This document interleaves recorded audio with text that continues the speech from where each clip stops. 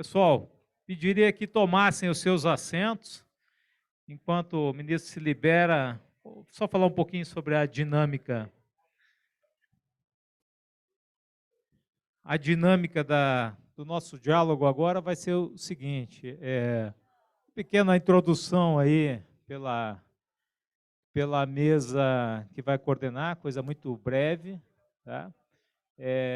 Eu e a Rivana vamos falar em nome do Fonacat aqui as pautas mais convergentes, mais amplas, e a gente vai abrir espaço, então, para que as entidades de classe que compõem o Fonacat, são 5 entidades pelo Fonacat, ou 5 segmentos, na verdade. Como são muitas entidades, nós tivemos que agrupar essas entidades por segmentos, né?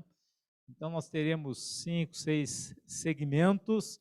Eventualmente, quando houver 2 entidades para falar por um segmento, nós vamos dividir, né, os tempos de fala.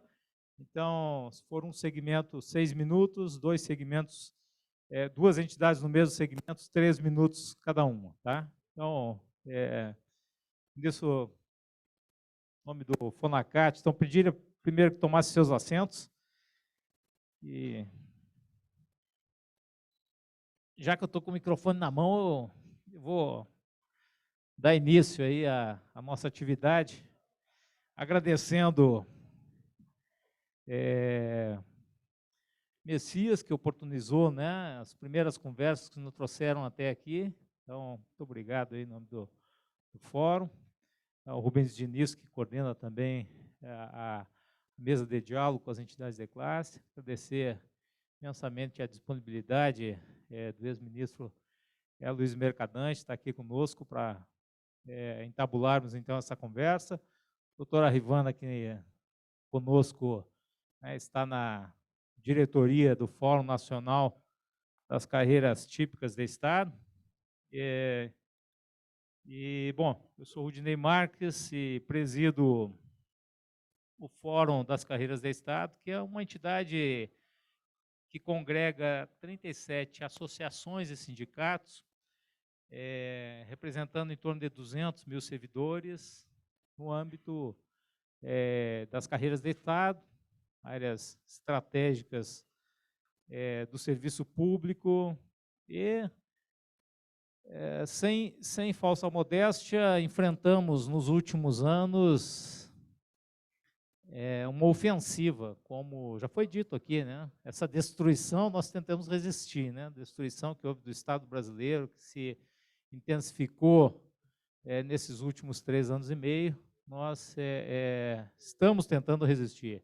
E já desde, na verdade, o governo Temer, nós nos organizamos, nos articulamos, enfrentamos a primeira tentativa de destruição da Previdência Pública no Brasil, a PEC 287, derrotamos a PEC 287, não sem esforço, ao contrário, né? As nossas entidades produziram milhares de páginas com estudos técnicos para que nós tivéssemos informação suficiente para fazermos todos os debates, como fizemos no Congresso Nacional, com a sociedade, com a mídia. Derrotamos a 287 e depois, pelo menos, atenuamos alguns pontos da PEC 06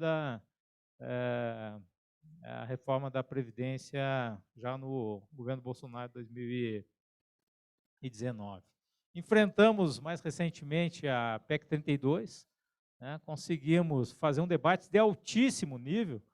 Aliás, produzimos também muito material para empoderar as nossas entidades, que participaram de todos os debates na CCJ, na Comissão Especial, com parlamentares, na mídia. Então, foram, sobretudo, as entidades do Fonacat que estiveram presentes em todos os debates da Câmara sobre a PEC 32 e até agora, né, transcorridos aí quase 1 ano e meio que a proposta foi apresentada, nós, por enquanto, vencemos a batalha, né? E também com muito sacrifício, muito investimento em mídia, investimento em produção técnica, em mobilização.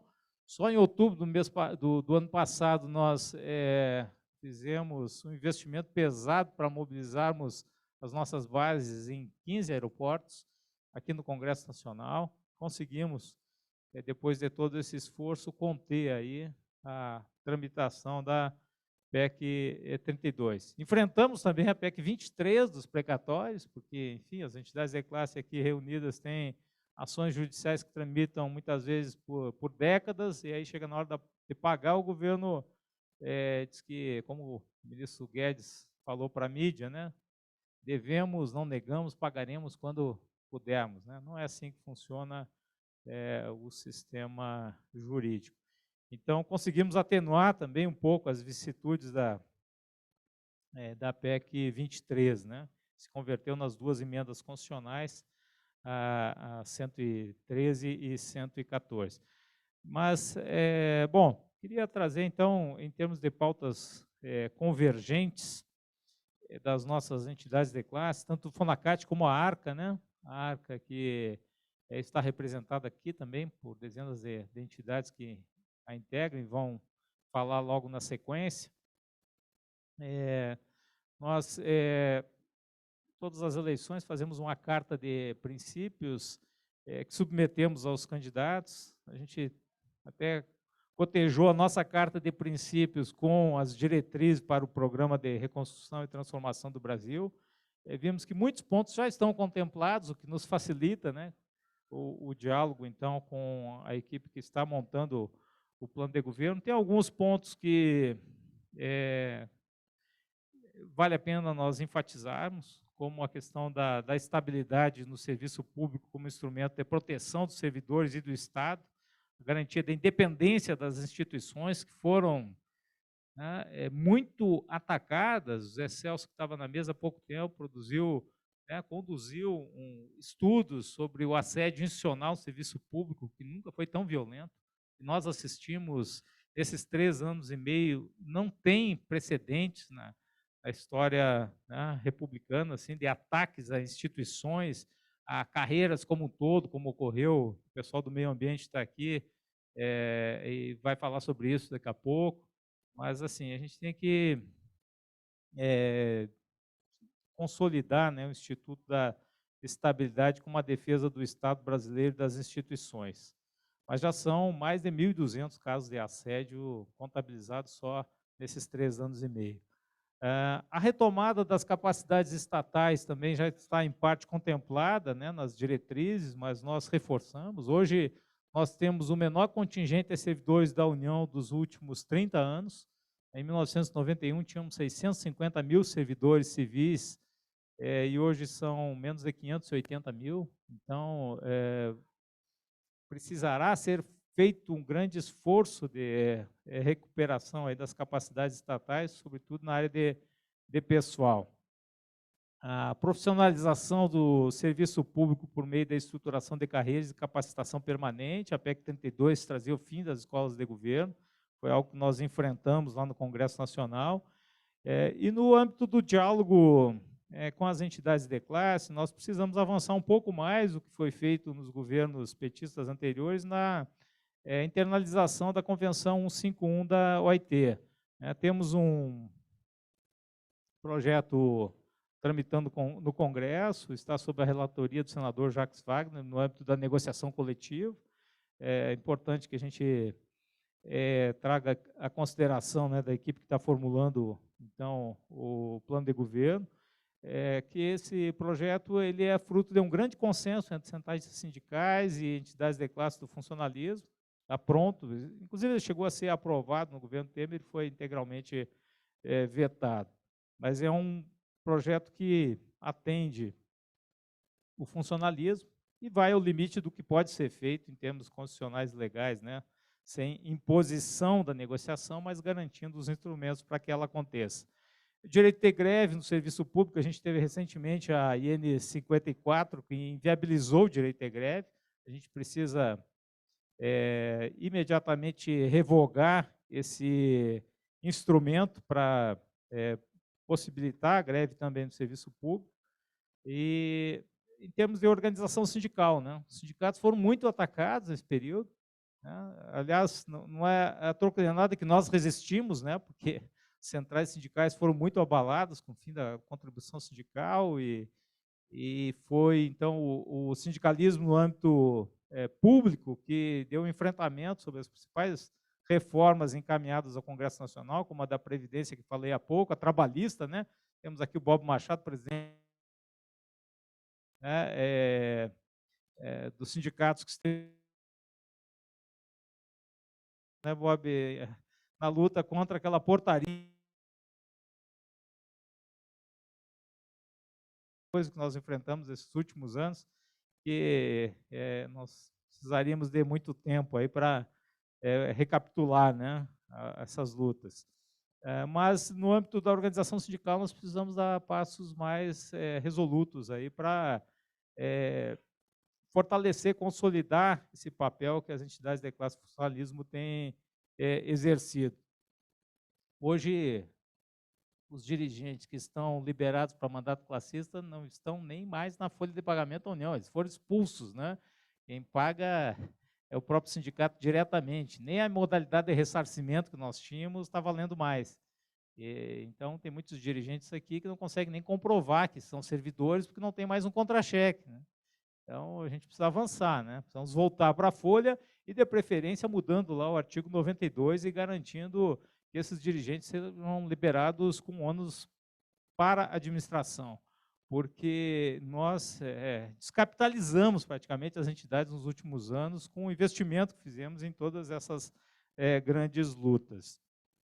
Então, bom, eu vou entregar, bom, já está ali, né, a carta de princípios, esperamos, né, que o candidato Luiz Inácio Lula da Silva possa subscrever integralmente as nossas propostas, como eu acredito que o fará, e sem mais delongas, eu vou passar a palavra para a doutora Rivana complementar, né, em termos de pautas aí do fórum e questões, né, atinentes aí ao serviço público, mas eu quero mais uma vez agradecer essa disponibilidade que o senhor tem de escutar aí as entidades de classe do funcionalismo.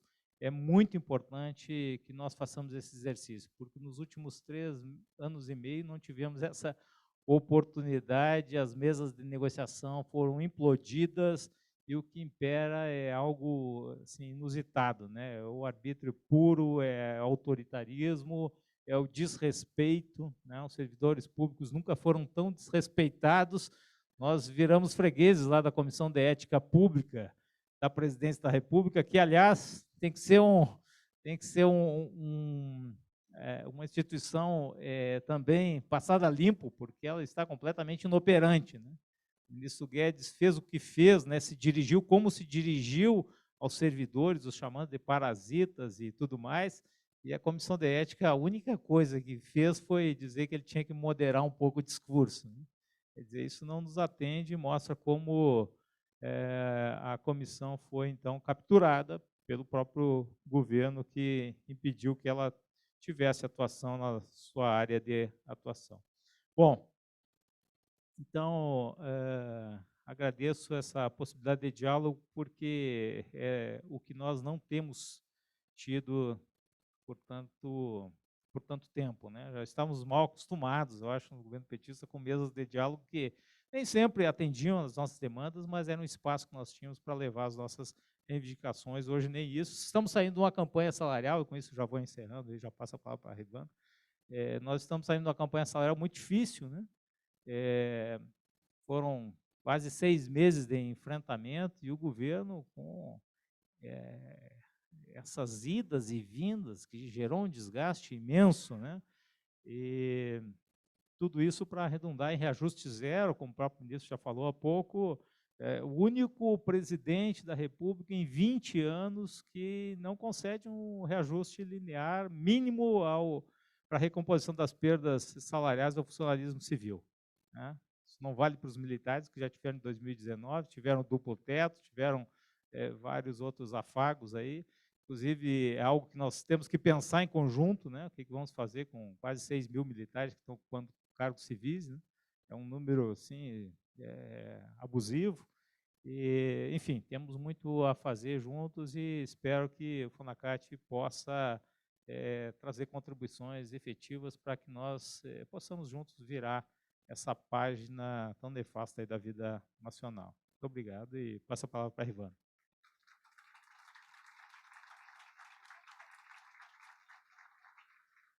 Boa tarde a todos e a todas.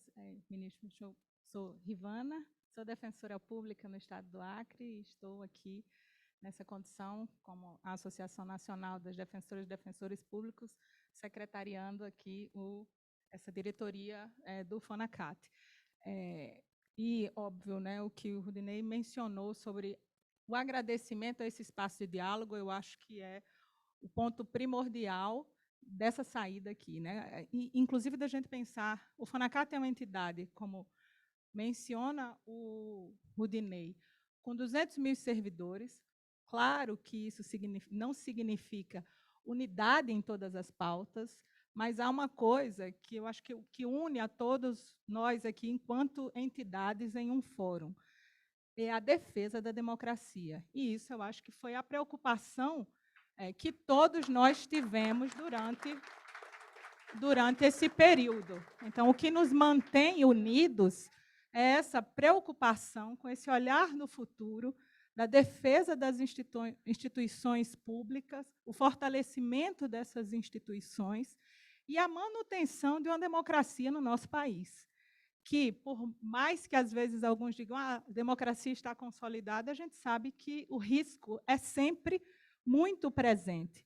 Então, a preocupação que a gente viu, né, e que a gente vê do que está acontecendo no país nos últimos anos, o completo desfacelamento das teias sociais, isso é algo que nos preocupa como todos, enquanto instituições que fazemos parte desse fórum.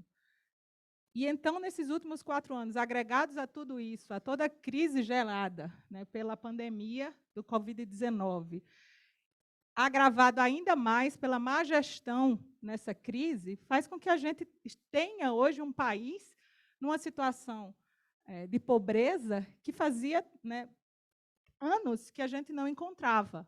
Enquanto defensora pública, né, a gente sentiu muito isso na prática, o número de pessoas que passaram a necessitar de serviços prestados pela Defensoria Pública, porque passaram, regrediram em sua esfera econômica, foi muito grande. O aumento do atendimento da Defensoria, né, foi muito maior. Então, dentro do segmento, no fórum, no FONACAT, como bem mencionou o Rudinei, estão presentes as instituições, as representações das instituições mais fortes do Estado.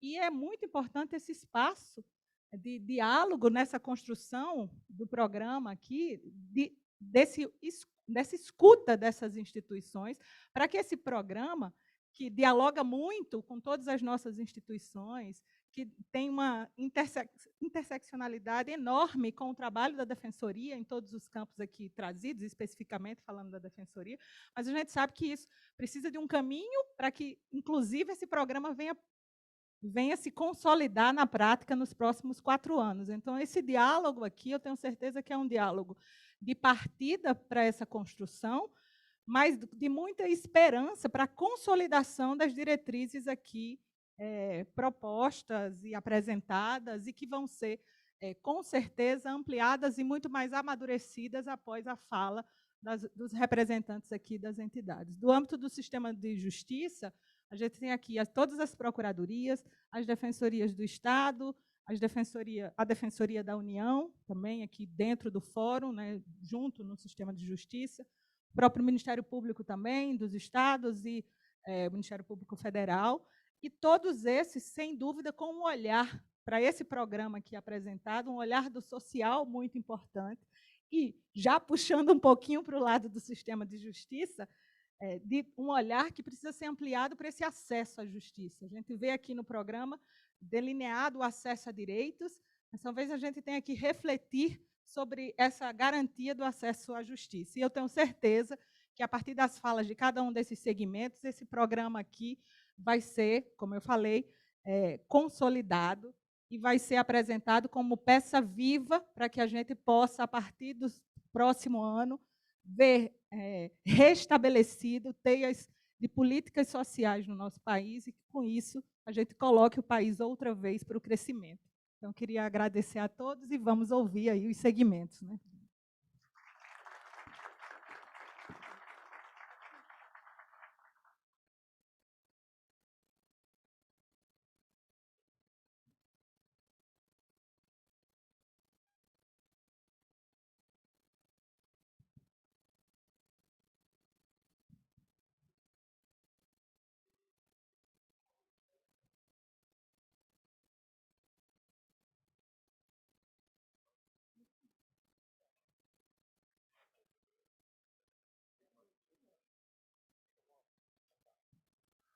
Nós temos agora as diversas entidades. Eu queria primeiro saudar todas e todos, dizer que é uma honra estar aqui, um prazer imenso. Eu queria começar dizendo o seguinte: tem uma divergência de fundo nesse país, não só nesse país, eu diria na política internacional.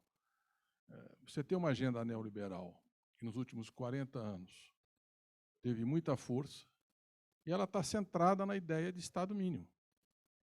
Que o mercado se autorregula, que não precisa de Estado como ente regulador, que não precisa de investimento público e que você tem que prover as necessidades de serviço da população através do próprio mercado.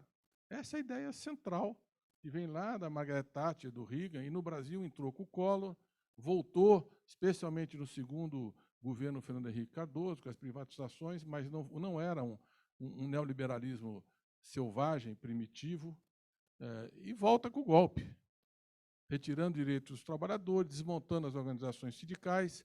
Quer dizer, quando você estabelece que o negociado prevalece sobre o legislado, mas fragiliza os sindicatos, desorganiza todo o sistema de negociação coletiva, não assegura os direitos para sindicais para que a negociação possa evoluir, na realidade você está tirando direitos. Hoje, no setor privado, o dissídio, a homologação é individual, não tem mais o sindicato para homologar. Então, você perde condições, tanto que 90% das negociações coletivas estão abaixo da inflação. Só 7%, na realidade, neste ano passado, estiveram acima da inflação, repuseram um pouco mais do que a inflação. Então, nós estamos... Agora, isso não é uma coisa só daqui, é uma coisa que se estendeu. Então, eu queria começar primeiro falando sobre isso. O nosso documento é muito claro. O texto que foi incluído é o texto da CONCLAT, daquela Conferência Nacional da Classe Trabalhadora, com todas as centrais sindicais. O que nós dizemos é que precisa ser revogado todos os retrocessos que foram impostos à legislação trabalhista e nós temos que criar as condições de organização sindical e um novo sistema de negociação coletiva. O que nós fizemos, eu tive com o presidente Lula na Espanha, nós trouxemos a Yolanda Dias, vale a pena vocês estudarem, que é a ministra do Trabalho, é uma das lideranças mais populares hoje na Espanha, que eles tiveram 11 reformas sucessivas de retrocessos, e ela estabeleceu uma mesa tripartite de diálogo, 9 meses de negociação, e restabeleceu condições para o sistema de negociação, fortalecimento sindical, inclusive os trabalhadores sem direito dos aplicativos. Por exemplo, lá eles têm acesso ao algoritmo. Esses meninos que andam o dia inteiro aí de moto, de bicicleta, com o estômago vazio, com a comida nas costas, sem nenhuma proteção, sem previdência, sem plano de saúde, às vezes sem menor condição, arriscando a vida, estabeleceu que eles têm direito ao algoritmo. Com isso, eles sabem como é que a empresa valoriza ele, como é que reconhece, como é que pune, que é uma coisa básica numa relação de trabalho. Então, foi um avanço, foi a primeira contra-reforma que realmente mudou os retrocessos que havia historicamente na Espanha. Passou no parlamento por um voto espanhol, segundo ela, porque o cara votou errado. Ou votou certo, né? Mas não era o que se esperava. Porque ali tem o problema também das províncias, aquela questão regional da Espanha e tal. Eu acho que vale a pena estudar, porque é o que nos inspirou e foi o que nós discutimos com as centrais sindicais. Nós vamos estabelecer uma mesa. Então, eu começo por isso. Eu não tenho aqui mandato para dizer como é que vai ser o programa de governo. Nós temos uma coordenação de 7 partidos, está aqui o Alexandre Navarro, está aqui o Rombes do PCdoB, o Alexandre do PSB, o Guilherme está aqui do Solidariedade, a Miriam Belchior faz parte da comissão de sistematização junto com o Messias, o Wellington está aqui também da rede. Então, nós temos Nós construímos aquelas diretrizes com mais de 200 emendas, sem nenhuma votação ou divergência, tudo no debate e na construção coletivo. Mas algumas coisas eu acho que a gente pode assumir aqui com vocês. A primeira que eu assumo é o seguinte: isso é o Lula. Eu estou com ele desde da primeira campanha, desde antes de existir o PT, mas desde a primeira campanha de 82, e 86, 89, 94. Então, eu posso dizer o seguinte: nós vamos voltar com uma mesa de negociação permanente com os servidores públicos desse país. E uma mesa diversificada. Uma mesa diversificada, que não seja uma mesa geral, porque as realidades e as demandas e o que você pode resolver são bastante diferenciados, você tem que respeitar essa diversidade. Na realidade, é um sistema de negociação permanente com as categorias. Segunda coisa que eu queria dizer é que a gente reconhece o que aconteceu com o serviço público nesse país. Primeiro, 4 anos sem reajuste, com a cesta básica aumentando 27% e a inflação batendo aí a 12%, é uma perda de renda na família, de dificuldades, que nunca aconteceu. Né? Já aconteceu perda significativa, mas ficar 4 anos sem reajuste não há nos últimos 20 anos do país. Então, nós vamos ter que tratar isso com a importância que essa questão tem. Mas eu, aqui na plenária anterior, eu dei alguns dados que eu quero repetir, porque tem muita gente que não estava. Então, isenções fiscais que vão estourar em 2023. IPI, 27,3 bilhões de reais a menos. Imposto sobre folha de pagamento, 3,7 bilhões. Combustíveis, aquela questão dos impostos federais, 35,2 bi. Só de desoneração, nós estamos falando de 75 bilhões e 200 milhões a menos de receita. Depois, medidas de gastos, alguns estão previstos até o final do ano, só que é uma espada na cabeça do futuro governo. Quer dizer, você, à véspera da eleição, se distribui R$600, sem nenhum critério. Por exemplo, nesse Auxílio Brasil, nós tentamos 20 dias para poder estudar, discutir, nem isso nós conseguimos, porque é um negócio inacreditável o que está acontecendo no Parlamento brasileiro. Foram liberados de orçamento secreto, antes da votação dessa PEC, 6 bilhões e 800 milhões de reais de emendas do orçamento secreto. E aí não tem nem regimento para votar, não tem discussão. Mas, por exemplo, tem 3 milhões e 700 mil pessoas, predominantemente homens, de família, só tem ele recebe R$600, e tem mulheres com mais de 5 filhos que recebem os mesmos 600. Não tem critério. Que tinha no Bolsa Família, porque tinha o CAD único, tinha tratamento diferenciado pelo número de membros da família, tinha contrapartida de educação, acesso à educação, que para nós é fundamental, a inclusão escolar, tinha critérios de acompanhamento de saúde. Estou dando um exemplo assim, básico. Bom, mas nós temos aí um passivo dessa última medida de 41 bilhões e 250 milhões de reais para o início do ano que vem. RP9, 19 bi, que foi aprovado, não é impositivo, mas está lá no orçamento, que é o chamado orçamento secreto. Agente de saúde, mais 3 bilhões e 800 milhões, e piso dos enfermeiros, mais 5 bilhões e 900. Então, de despesas adicionais, 70 bilhões de reais previstos para o ano que vem. Depois tem os precatórios, que ficou 20 bilhões para pagar em 2023. 42 bilhões que foram jogados para frente, está acima do teto, mas tem 20 bilhões. Só aí são 330 bilhões e 800 milhões de reais, que vai estar na mesa das finanças públicas do futuro governo. E você tem uma situação que cada 1 ponto percentual da taxa de juros, você tem um impacto de 34 bilhões de reais de juros na dívida pública hoje. E cada 1 ponto percentual de desvalorização do real, você que é de finanças e controle, sabe o que nós estamos falando. Você perde 5 bilhões e 100 milhões de reais em relação ao giro da dívida pública. Então, os juros da dívida, que eram em 2020 315 bilhões, está indo para 800 bilhões. E uma parte dos títulos que vão vencer agora pressiona a taxa Selic. E, tudo bem, a Europa está com uma inflação alta, os Estados Unidos com uma inflação alta, mas ninguém tem uma taxa de juros de 3,75, que é a previsão que nós vamos ter até o final do ano. Então, nós estamos numa situação fiscal difícil. E no lado social, eu não preciso nem falar para vocês. Se vocês andarem nas grandes cidades do Brasil, como nós estamos andando, a gente vê o que é o tamanho da pobreza.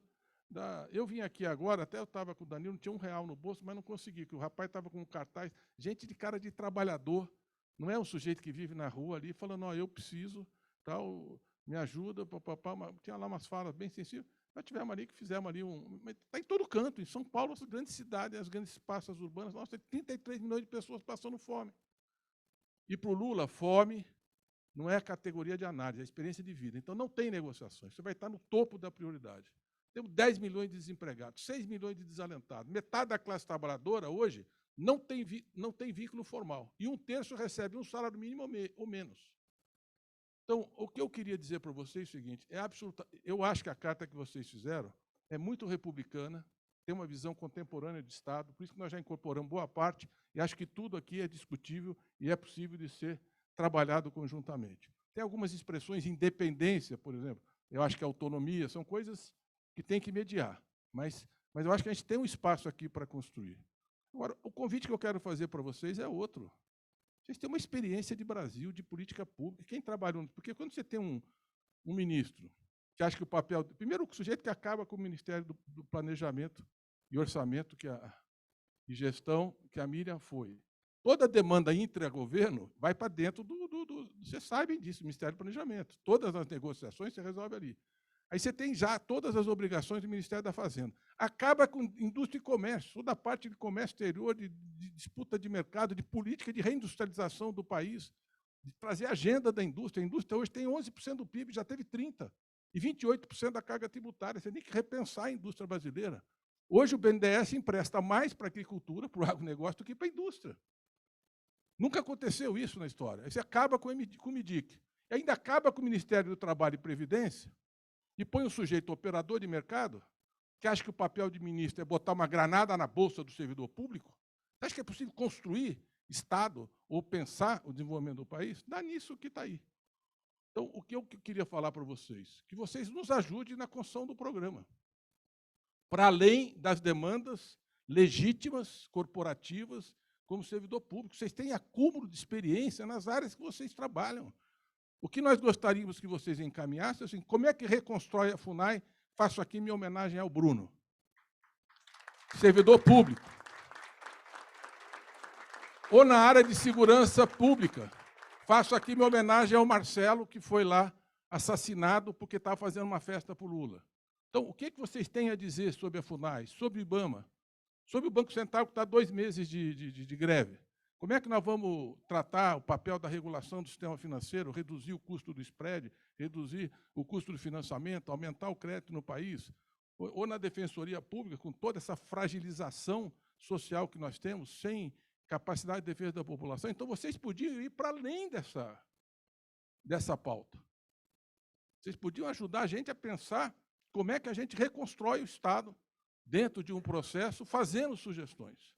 Quem não quer aparecer, que hoje em dia também é um problema, né? Botar a cara, tal. Tem gente aqui que está aqui, é bom que tem bastante gente, até pode tirar fotografia, senão nem vinha, né? Porque do jeito que está o clima de assédio, né? E não é mais só assédio moral, é também assédio sexual na Caixa, é um exemplo disso, é uma coisa gravíssima. O que é que eu queria propor? Vocês podem entrar na nossa plataforma Juntos pelo Brasil. Entrar lá e fazer a proposta. Se quiser se identificar, ótimo, se não quiser, não faz diferença, mas nós queremos discutir. Então, eu estou fazendo um convite para a gente voltar e discutir propostas que vocês possam levantar e nos ajudar a repensar por dentro do Estado. Quem vive o Estado, quem vive as tarefas, quem vive o serviço público são vocês, e é a carreira que vocês abraçaram, que vocês querem desenvolver. Então, o nosso apelo, vamos criar essa mesa, e é muito importante esse tema da democracia. Hoje eu estava com o presidente Lula lá, conversando com o presidente do Senado, e uma das questões é essa, o apoio à justiça eleitoral. É um equívoco trazer as Forças Armadas para discutir eleições. Não é papel constitucional das Forças Armadas, tem que cuidar da fronteira, tem que cuidar da profissionalização, tem que cuidar da disciplina, da formação de um órgão de dissuasão, mas não é papel tratar da justiça eleitoral, que é um dos poucos países que tem uma justiça própria, especializada. O presidente da República, eu cheguei com ele em 90, nós fomos eleitos em papel. Mas em 98, quando eu fui eleito e ele também foi reeleito, quando eu voltei reeleito ele também, já era urna eletrônica. E desde então ele vem se reelegendo, e de repente vem com uma história dessa, que ele queria voltar ao papel para criar o litígio tipo do Capitólio, porque aquele era o projeto dele, é esse o projeto dele, que aconteceu na Bolívia, que aconteceu nos Estados Unidos. Vocês estão vendo a investigação americana, como é que a etapa, e essa é a narrativa que eles estão construindo. E isso vai estar presente. Então, a defesa da democracia, que eu acho que você colocou muito bem, é outro tema que vocês sabem o que é viver numa ditadura, muitos aqui, pelo menos como eu, viveram. Eu imaginei que meus filhos nunca mais iam ver uma ditadura, nem iam ver um golpe de Estado. Já viram o golpe de Estado. Eu espero, pelo menos, que meus netos não vejam mais uma ditadura e vou lutar o que eu puder para isso. Não, porque o resultado das urnas. Nós perdemos 3 eleições presidenciais, voltamos para casa para fazer oposição. Ganhamos. O presidente Lula ganhou 2, a Dilma ganhou 1, não terminou o mandato. Nós vivemos um golpe de Estado clássico. Clássico não de novo tipo, mas que aconteceu em outros países da América Latina, o lawfare, etc. O que é a questão fundamental? Nós nunca disputamos com o PSDB, quem ganhava, levava. Quem perdeu, enfiou a viola no saco e vai fazer oposição. O que nós fizemos, nós tínhamos pós-doutorado em oposição, nós perdemos a eleição para caramba antes de ganhar. E acumulamos experiência. E fomos... Por que o Lula está junto com o Alckmin? Se fosse essa cultura do ódio e de intransigência que tem hoje. Era impossível ter qualquer diálogo. Está junto por um compromisso democrático. E vocês veem os dois falando, se dando bem, respeitando. É isso que nós precisamos no país, deixar um pouco essa polarização, esse ódio, essa visão intransigente, e reconstruir pontes e diálogos para encontrar soluções para o povo brasileiro. E vocês são essenciais, porque não tem saída dessa crise sem Estado. Não vai ter reconstrução do país sem um papel determinante do Estado brasileiro. E a alma do Estado é o RH, são os servidores públicos. Então, o convite é para vocês se engajarem no programa, esse compromisso democrático, e vão fazer a mesa. E os outros itens da carta aqui, não tem discussão sobre estabilidade, para nós não tem. Imagina se não tivesse estabilidade, como é que nós estaríamos nesse momento. Não precisa outra coisa, né? Porque a gente não pode trabalhar só com a previsão que vai ser um governo democrático, que respeita o servidor, não é assim. Então, acho que tem que ter regras que são fundamentais. A gente pode depois discutir aqui com mais detalhes essa proposta, ponto por ponto, mas a gente pode marcar uma reunião específica, a gente discute lá na coordenação e traz o retorno, ponto por ponto. Agora, nós já incorporamos boa parte disso, concordamos, e o resto eu acho que é ajustável. Agora, o desafio maior, gente, é pensar o Brasil para além da minha mesa de trabalho, e vocês têm muita experiência para ajudar. Espero que seja possível. Vamos ouvir as entidades aí, estou aí à disposição.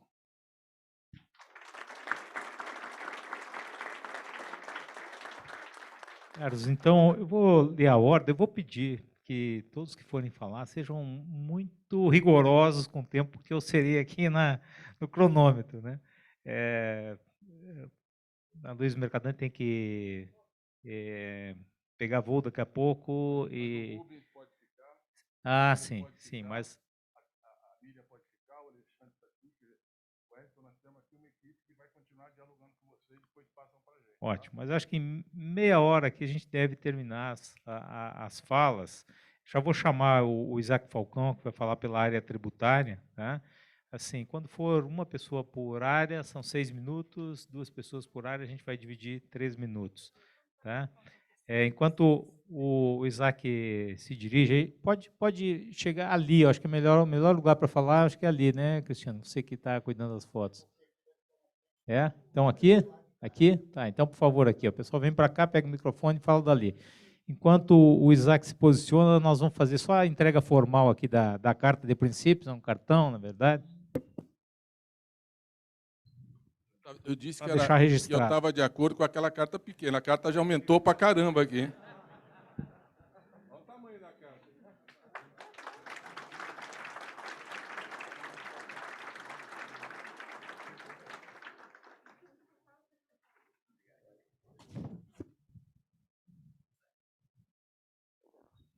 Isaac Falcão, então, vou falar pelo Sindifisco Nacional e pela área tributária que compõe o Fórum das Carreiras do Estado. 6 minutos. Obrigado.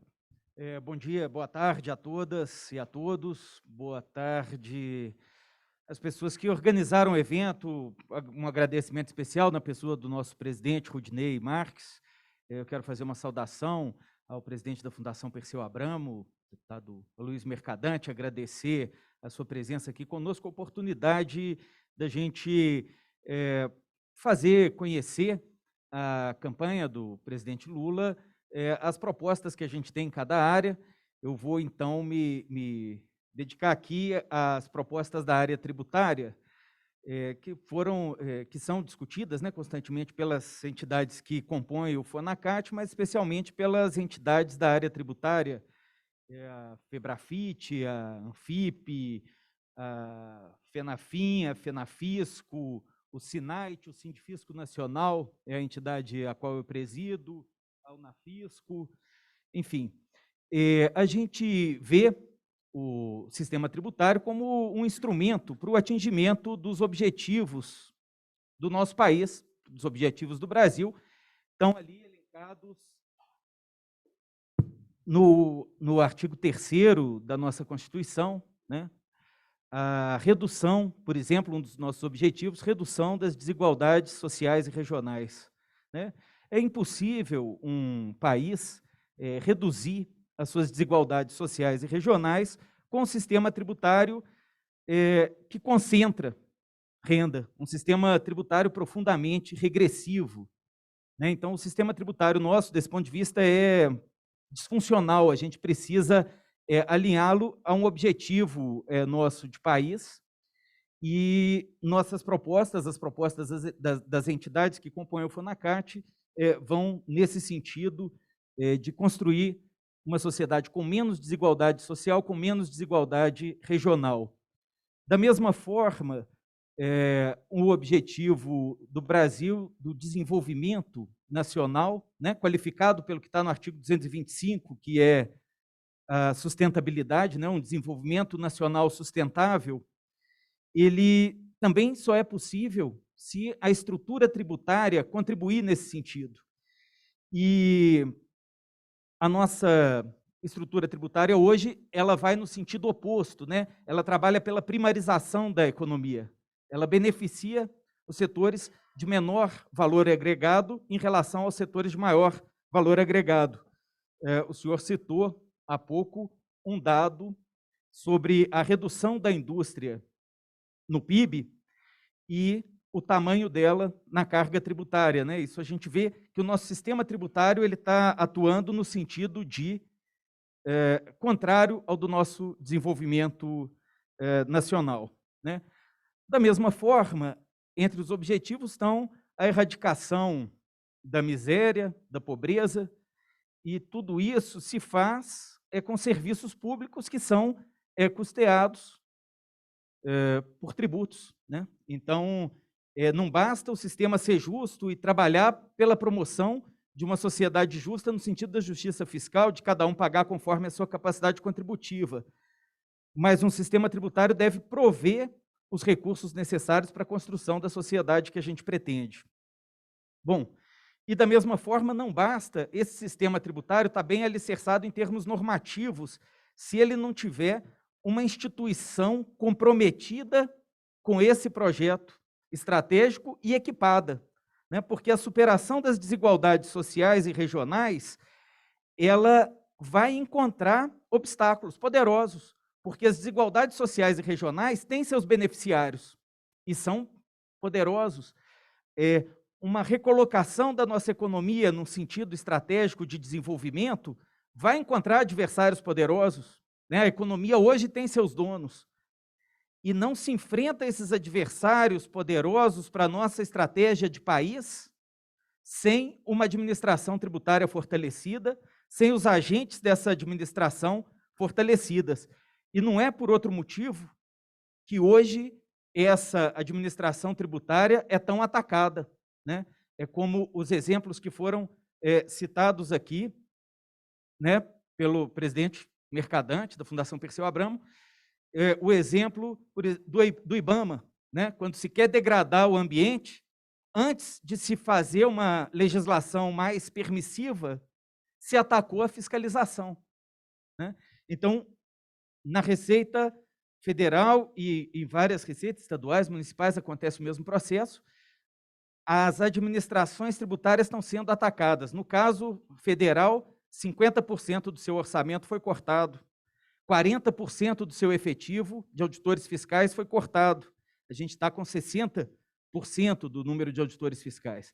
Então, esse ataque que vem de enfraquecimento faz com que o Estado trabalhe por uma manutenção do status quo, por uma manutenção do poder e contra um projeto de país que está na nossa Constituição e o qual nós defendemos. Então, nós nos colocamos, entidades do fisco, à disposição da campanha, no que diz respeito à construção do projeto, né?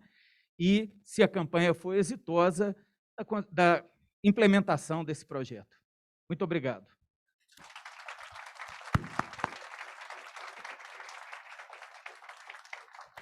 Obrigado, Isaac. Eu chamo de imediato aí o Luciano Leiro, que vai falar pela Associação Nacional dos Delegados da Polícia Federal, e o Willy Ralph, que vai falar pela Associação dos Peritos Criminais Federais.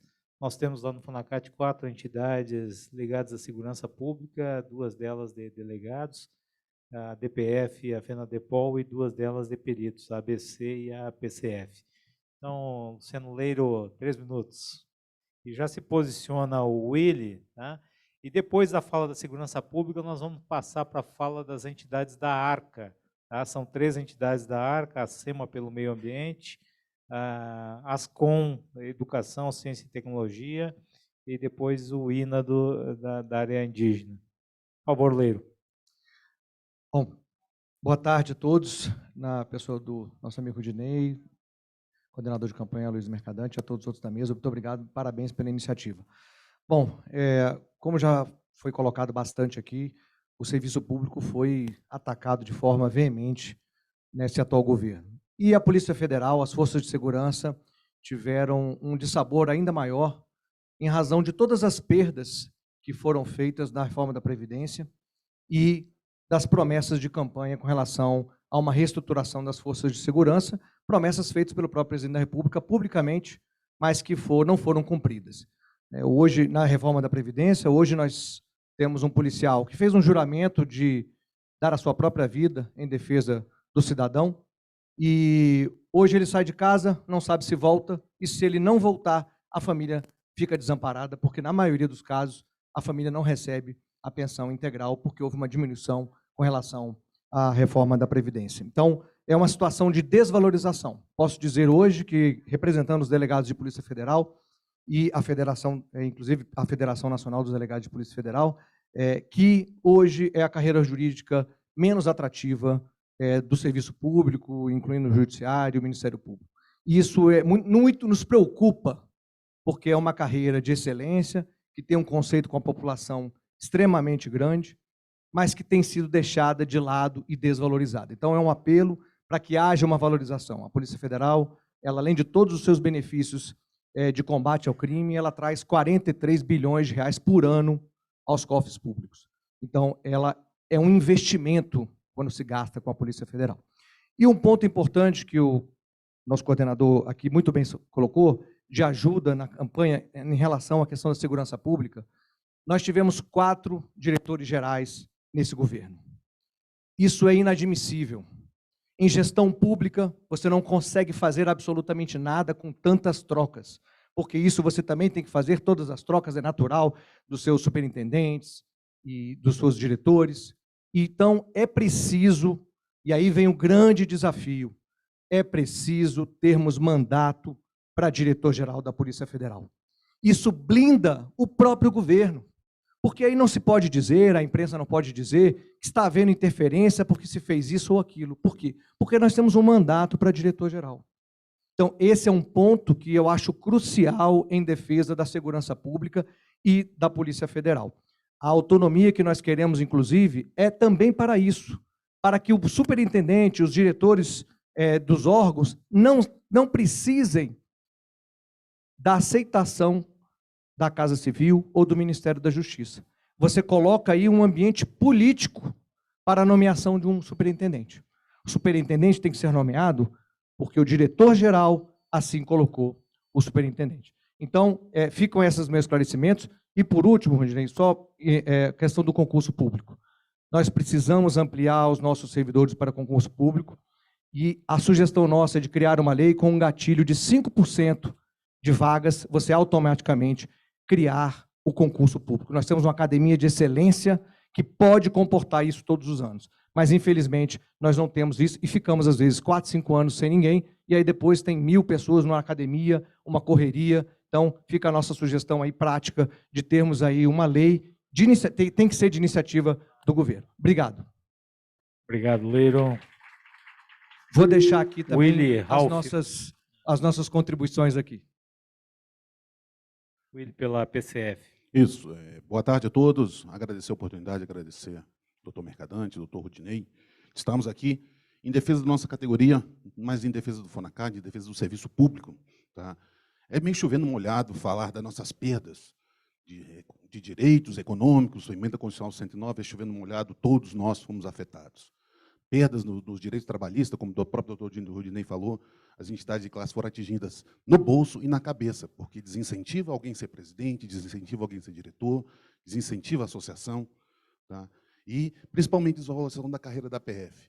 Foram promessas, promessas e promessas, reuniões e reuniões com ministros, com deputados, com senadores, com o próprio presidente, e promessas e nada cumprido. Fomos, sim, um dos apoiadores desse presidente, mas ele nos deixou na mão, como sempre, né? A desvalorização, senhores, mas também não foi só na PF. Falo como perito criminal, mas como um ator ativo na ciência. A ciência nesse país nunca foi tão desvalorizada, tão abandonada. Tá? Vide as universidades, vide o Ministério da Ciência e Tecnologia. E nossa ferramenta principal, senhores, é trabalhar com ciência, com método científico. E nós temos nosso lugar de fala nisso. E a ciência foi deixada de lado. Tá? Não menos importante, a parte jurídica. Nós estamos inseridos nessa seara. E as reformas do CPP, o atual grupo de reforma do CPP vigente no Congresso, ter uma piada, tá? Porque prescinde a prova técnica, tá? Desvaloriza a prova, desvaloriza a cadeia custódia, desvaloriza a DNA, desvaloriza muita coisa que foram ganhos. Tá? Eu falo isso com conhecimento de causa. Estive há 3 dias, cheguei, estava em Atalaia do Norte. Passei bons 15 dias lá. Bem sei tudo que aconteceu lá. Tá bom? E, senhores, mais da arte jurídica, cadeia de custódia, um avanço, Lei 3.964. Foi aplicado? Não. Projeto parado no MJ, não há nem previsão da aplicabilidade disso no país. É uma garantia jurídica, uma segurança jurídica, que está se esvaindo pelos dedos. Outra coisa, senhor, só uma coisa, nossa, autonomia técnico-científica, prevista na Lei 2030, como bem disse o doutor Leiro, a gente precisa de uma garantia. Tá? Tal qual o diretor-geral, nosso diretor técnico-científico também sofre ataques, sofre influências. E isso precisa ser garantido também. Tal qual o nosso corregedor hoje tem um mandato, tá? Porque ele trabalha assim para punir maus policiais, o diretor-geral, o diretor técnico-científico também precisa trabalhar da melhor forma, de forma isenta. Só para finalizar, uma demanda nossa que já vem há muito tempo, uma demanda que pode ser até conversada, foi conversado com o Alessandro Molon, ele é muito entusiasta da perícia, da criação da Secretaria Nacional de Ciências Forenses no âmbito do MJ. Tá? Ciências forenses hoje é uma área esquecida. 19 estados têm perícia separada e são abandonados. Não foram privilegiados na reforma previdenciária, sequer porte de arma tem. Tá? Então é muito importante essa demanda, estamos abertos aí à discussão. Muito obrigado.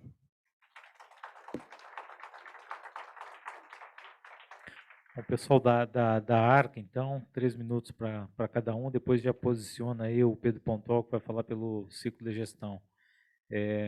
Roberto, está aí? Roberto, 3 minutos.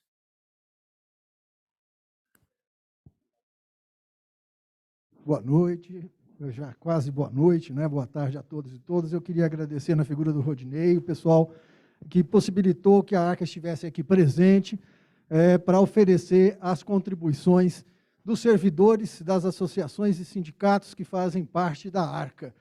Também agradeço a atenção do ministro, porque foi meu ministro da CIT, o Luiz Mercadante, da campanha da federação que apoia o presidente Lula, por nos escutar, por estar aqui presente, prestando atenção no que nós temos a dizer. A ARCA, para quem não conhece, ela é um fórum que surgiu em 2016, congregando servidores públicos, não só no sentido de pensar as carreiras e o serviço público, mas, principalmente, veio dentro do que o ministro colocou, que é oferecer, de dentro do Estado, a contribuição de quem faz o Estado funcionar. Tá certo? A ARCA surge com esse objetivo, mostrar que nós, servidores, que estamos ali no cotidiano, 24 horas trabalhando para a população brasileira, nós temos o que dizer. Nós temos o que oferecer. E nós não somos mero apertadores de botão, né? Nós não somos só apenas cumpridores de ordem. A gente trabalha, produz e tem conhecimento não só do Estado, mas também das dificuldades por que passa a população brasileira, tá certo?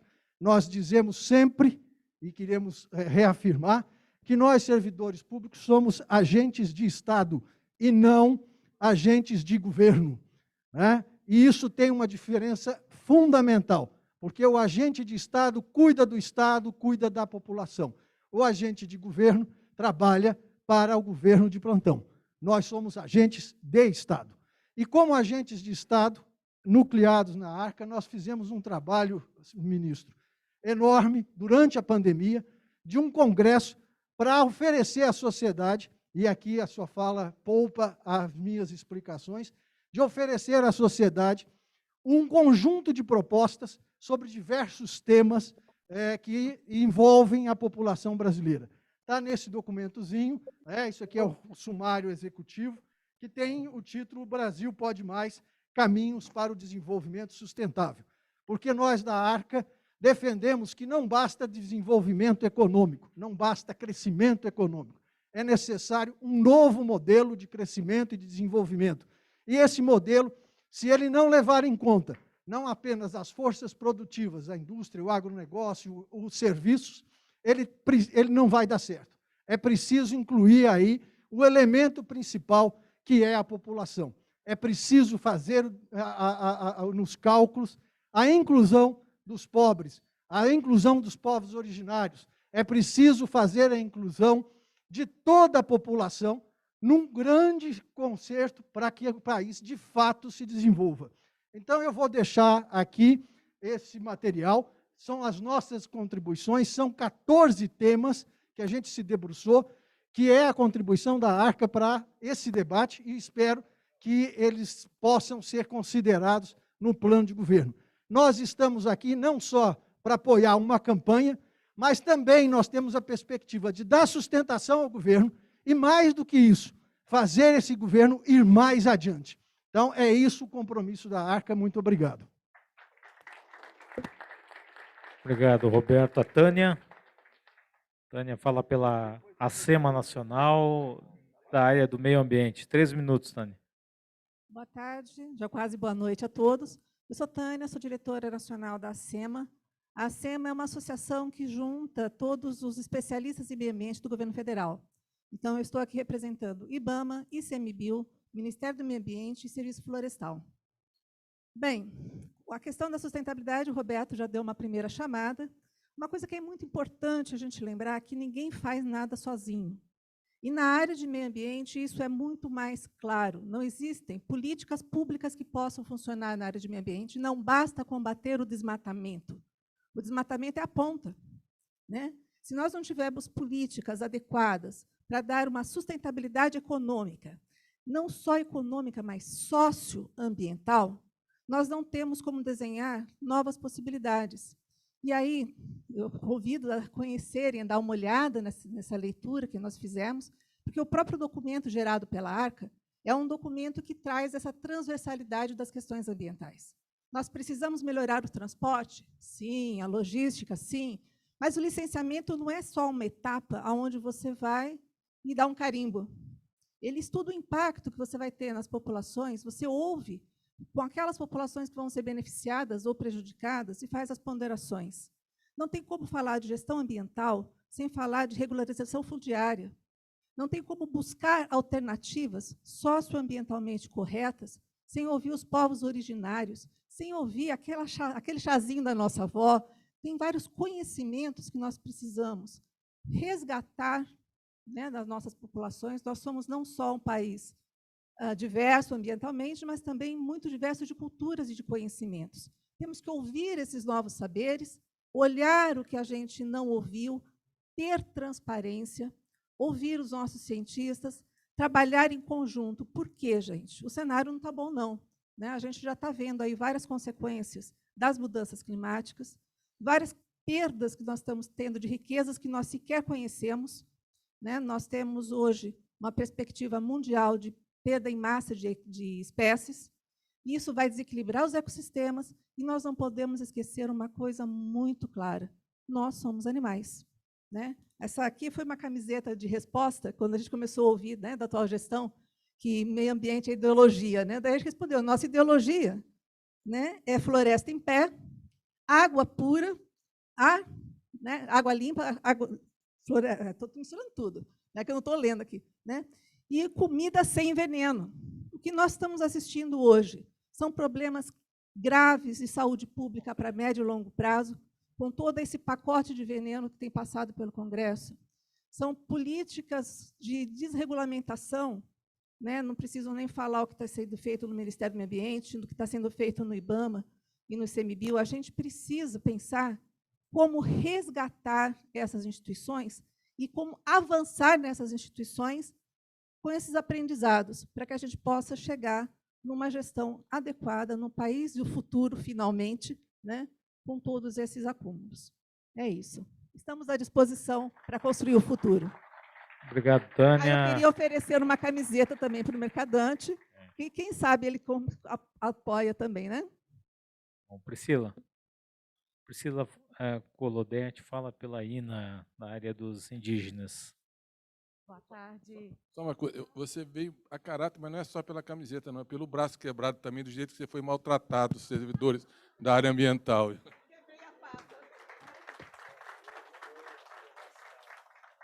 Boa tarde, senhor Aloysio. Boa tarde, membros da mesa. Está desligado? Tá ligado?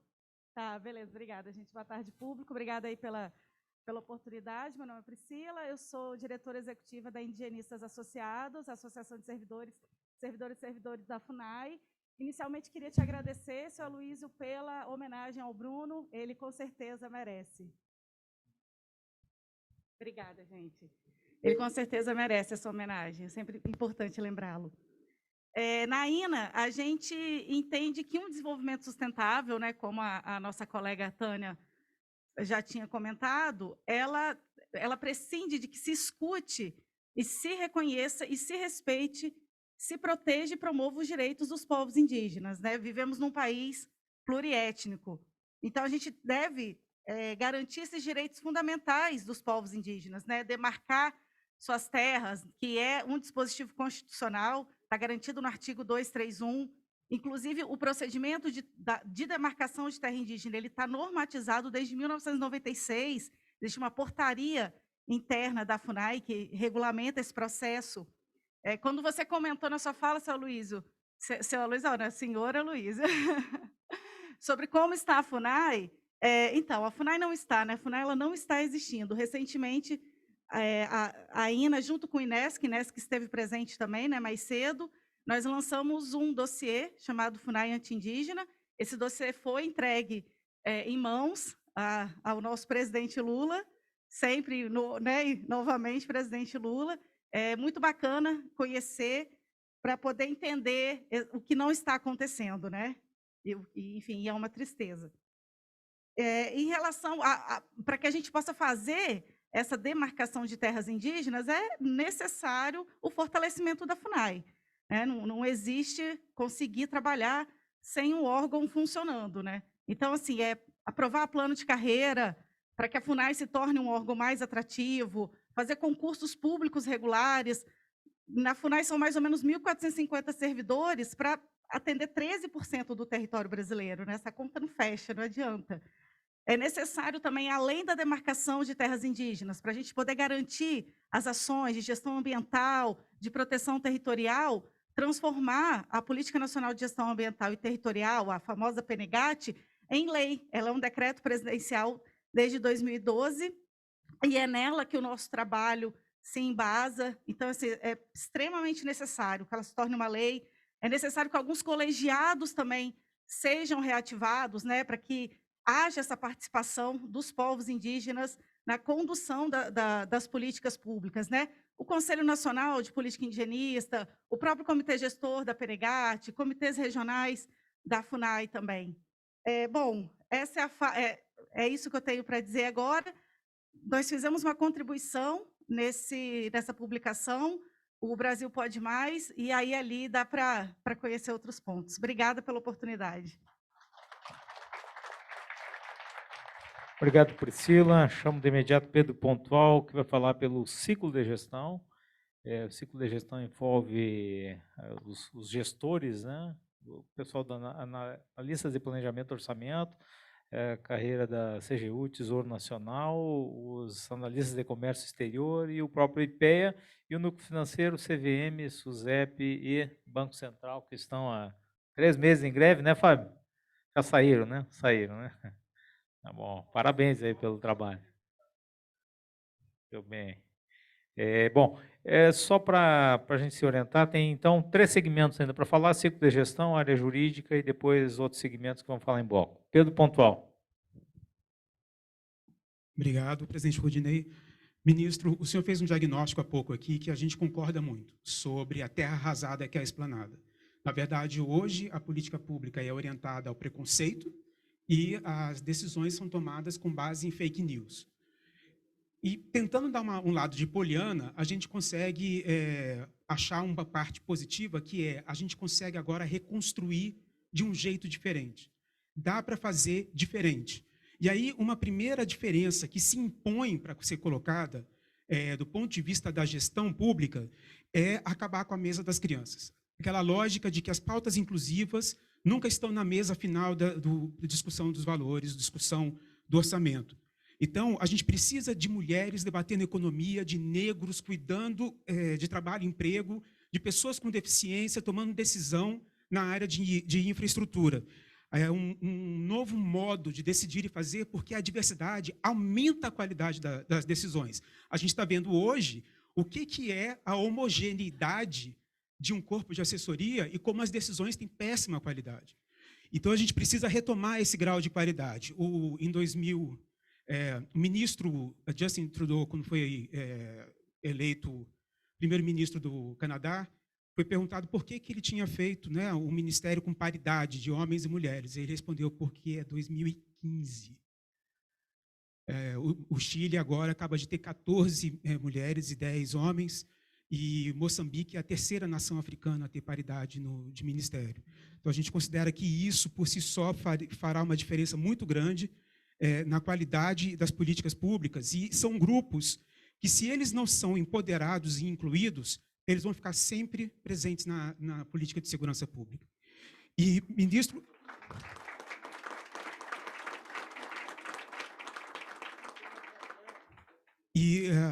o senhor colocou também que não tem uma visão de país, de futuro. Não existe.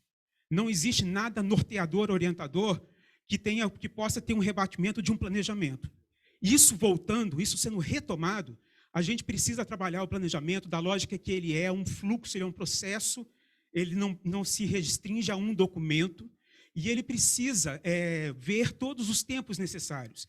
Por exemplo, se uma parte de política industrial é necessário que se veja que, se a gente for retomar ou desenvolver setores estratégicos de alta complexidade, isso vai levar mais tempo do que talvez uma política de impacto mais imediato. E isso precisa estar previsto, precisa estar acomodado no planejamento, mesmo que seja um olhar de plurianual, acima dos 4 anos dos ciclos presidenciais que a gente tem hoje. A gente precisa refundar um centro de governo. Hoje não há articulação entre os ministérios, não existe uma coordenação entre as pastas, aproximação das políticas, não há qualquer tipo de transversalidade que possa ser tida como minimamente de qualidade. Precisa retomar uma unidade de entrega, como já houve dentro do Palácio do Planalto, que se preocupa, e essa talvez seja o principal paradigma a se adotar, o serviço público ele é para o cidadão. Então, a gente tem que basear no que o cidadão vai receber, pensar nas entregas. Essa filosofia não pode ficar de fora de um processo de gestão pública dentro do governo federal, num novo ciclo, em havendo a eleição dessa campanha. A gente também entende que o cidadão tem que ser capaz de avaliar o serviço, porque hoje a PEC 32, que o Rudinei mencionou, foi feita com base em pessoas que nunca botaram pé numa UPA, mas acham que se demitir a enfermeira resolve a qualidade.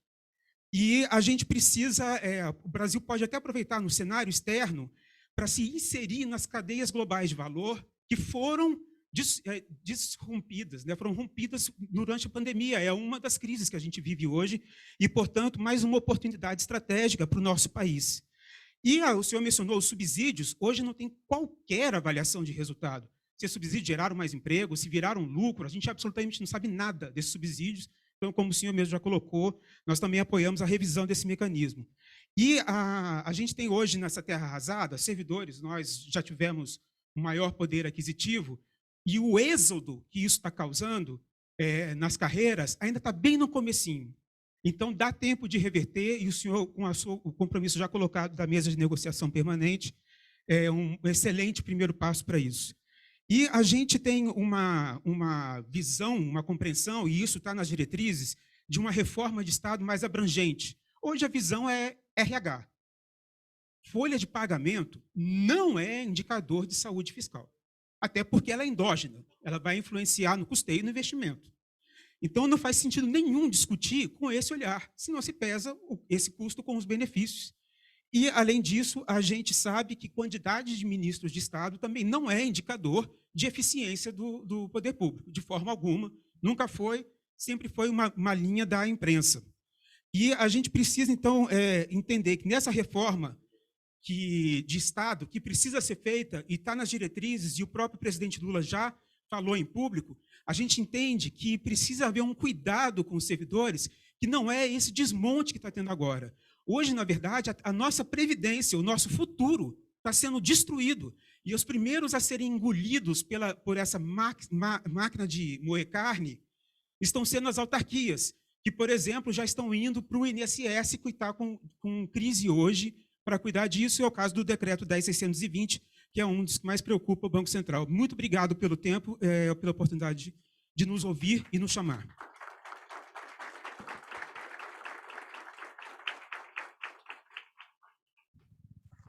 Mas o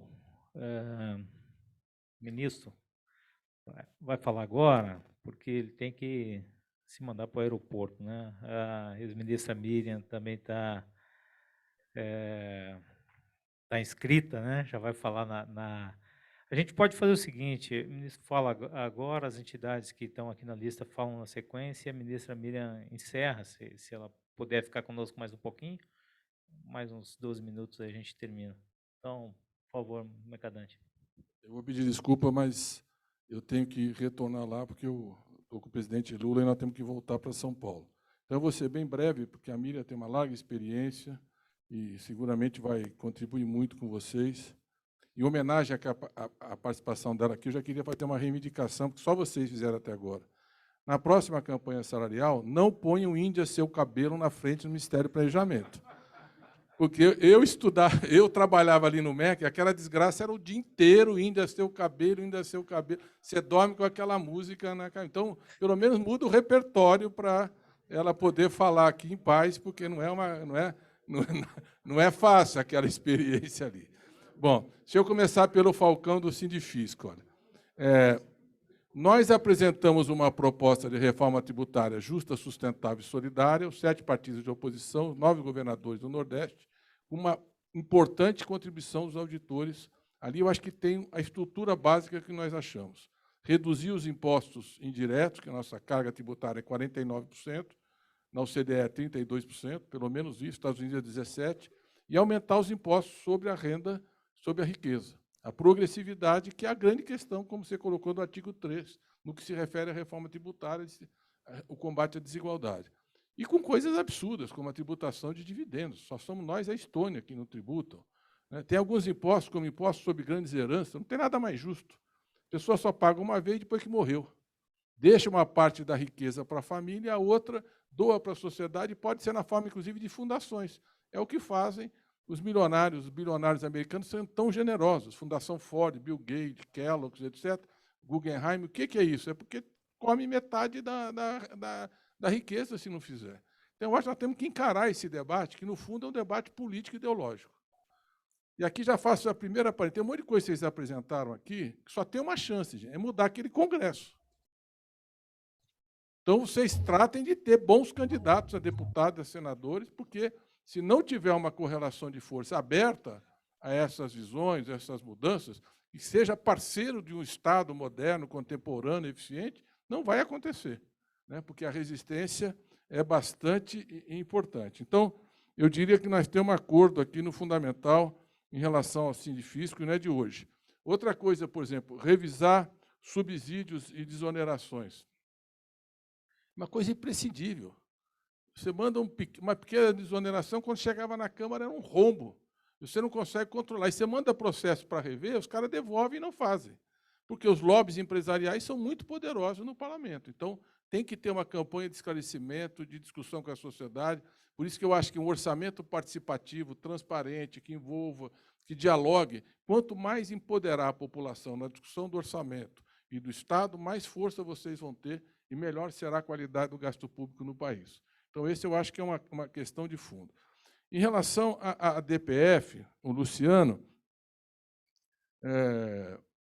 só quero lembrar o seguinte, nós fomos 13 anos governo no país, só tivemos 3 diretores gerais da Polícia Federal. Nós fomos 13 anos governando o país, só tivemos 2 presidentes do Banco Central. Então, é possível o respeito à autonomia, mesmo independente de regra. E sempre indicamos, por exemplo, as universidades, nunca indicamos o reitor que não fosse mais votado da lista. Nunca perguntamos qual era o partido, a concepção. Hoje você tem reitor biônico, que não representa absolutamente nada na universidade. Já é difícil ser reitor. Numa crise fiscal como essa, muito mais difícil. Mas se você não respeitar a autonomia da ciência, da academia, que é um valor secular, você não tem produção de conhecimento, que essa instituição precisa da liberdade plena para o debate. A academia você constrói na diversidade, na divergência, na diferença. Na política você tem que buscar convergência, mas não na academia. Então, em relação à Polícia Federal, nisso nós temos uma tradição bem rigorosa. E fizemos um conjunto de leis de modernização e valorização da carreira. Inclusive a autonomia dos inquéritos, fizemos a lei de combate a organizações criminosas, a transparência, nós fizemos uma série de instrumentos que permitiu, como nunca antes, a eficiência e a valorização da Polícia Federal, apesar de não ter tido esse reconhecimento na última eleição. O discurso belicista, simplificatório, autoritário, teve muita força na corporação. E agora, nós estamos vendo o abuso, quer dizer, o Lula já falou que vai revogar todo o sigilo de 100 anos, vai entrar e vai esclarecer, queremos transparência, que é uma coisa fundamental para a democracia e para o Estado. Mas é muito importante esse diálogo, porque é uma categoria muito importante, vamos colocar na nossa mesa de negociação e avançarmos. O mesmo vale em relação aos peritos criminais. Eu, particularmente, tenho total simpatia pela tese da autonomia científica. Acho fundamental para que não haja... Por quê? Porque isso evita o direcionamento do inquérito. Você tem uma instância ali que é a ciência que vai se posicionar. Isso impede a manipulação do inquérito, o lawfare, o direcionamento. Então, eu acho que é uma coisa que pode melhorar a qualidade da segurança pública e, em última instância, protege o cidadão de bem.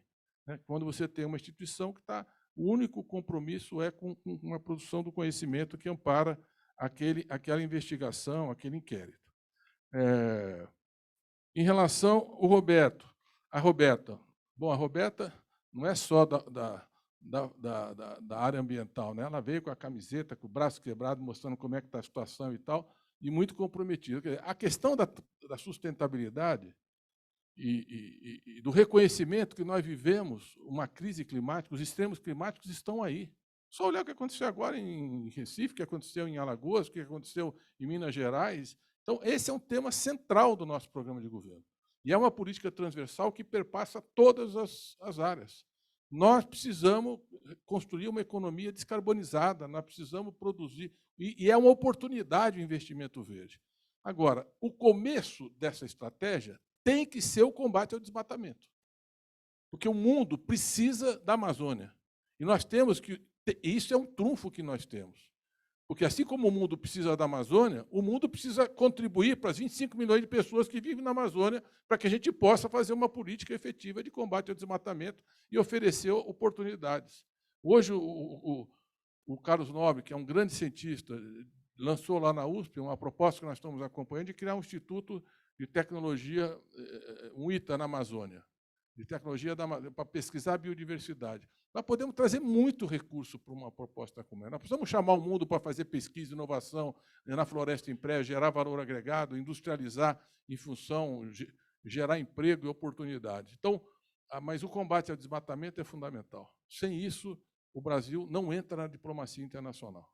Se nós quisermos ter liderança internacional, nós reduzimos de 27 mil quilômetros para 4 mil quilômetros e somos o país que mais contribuiu na história para a redução das emissões de gases de efeito estufa.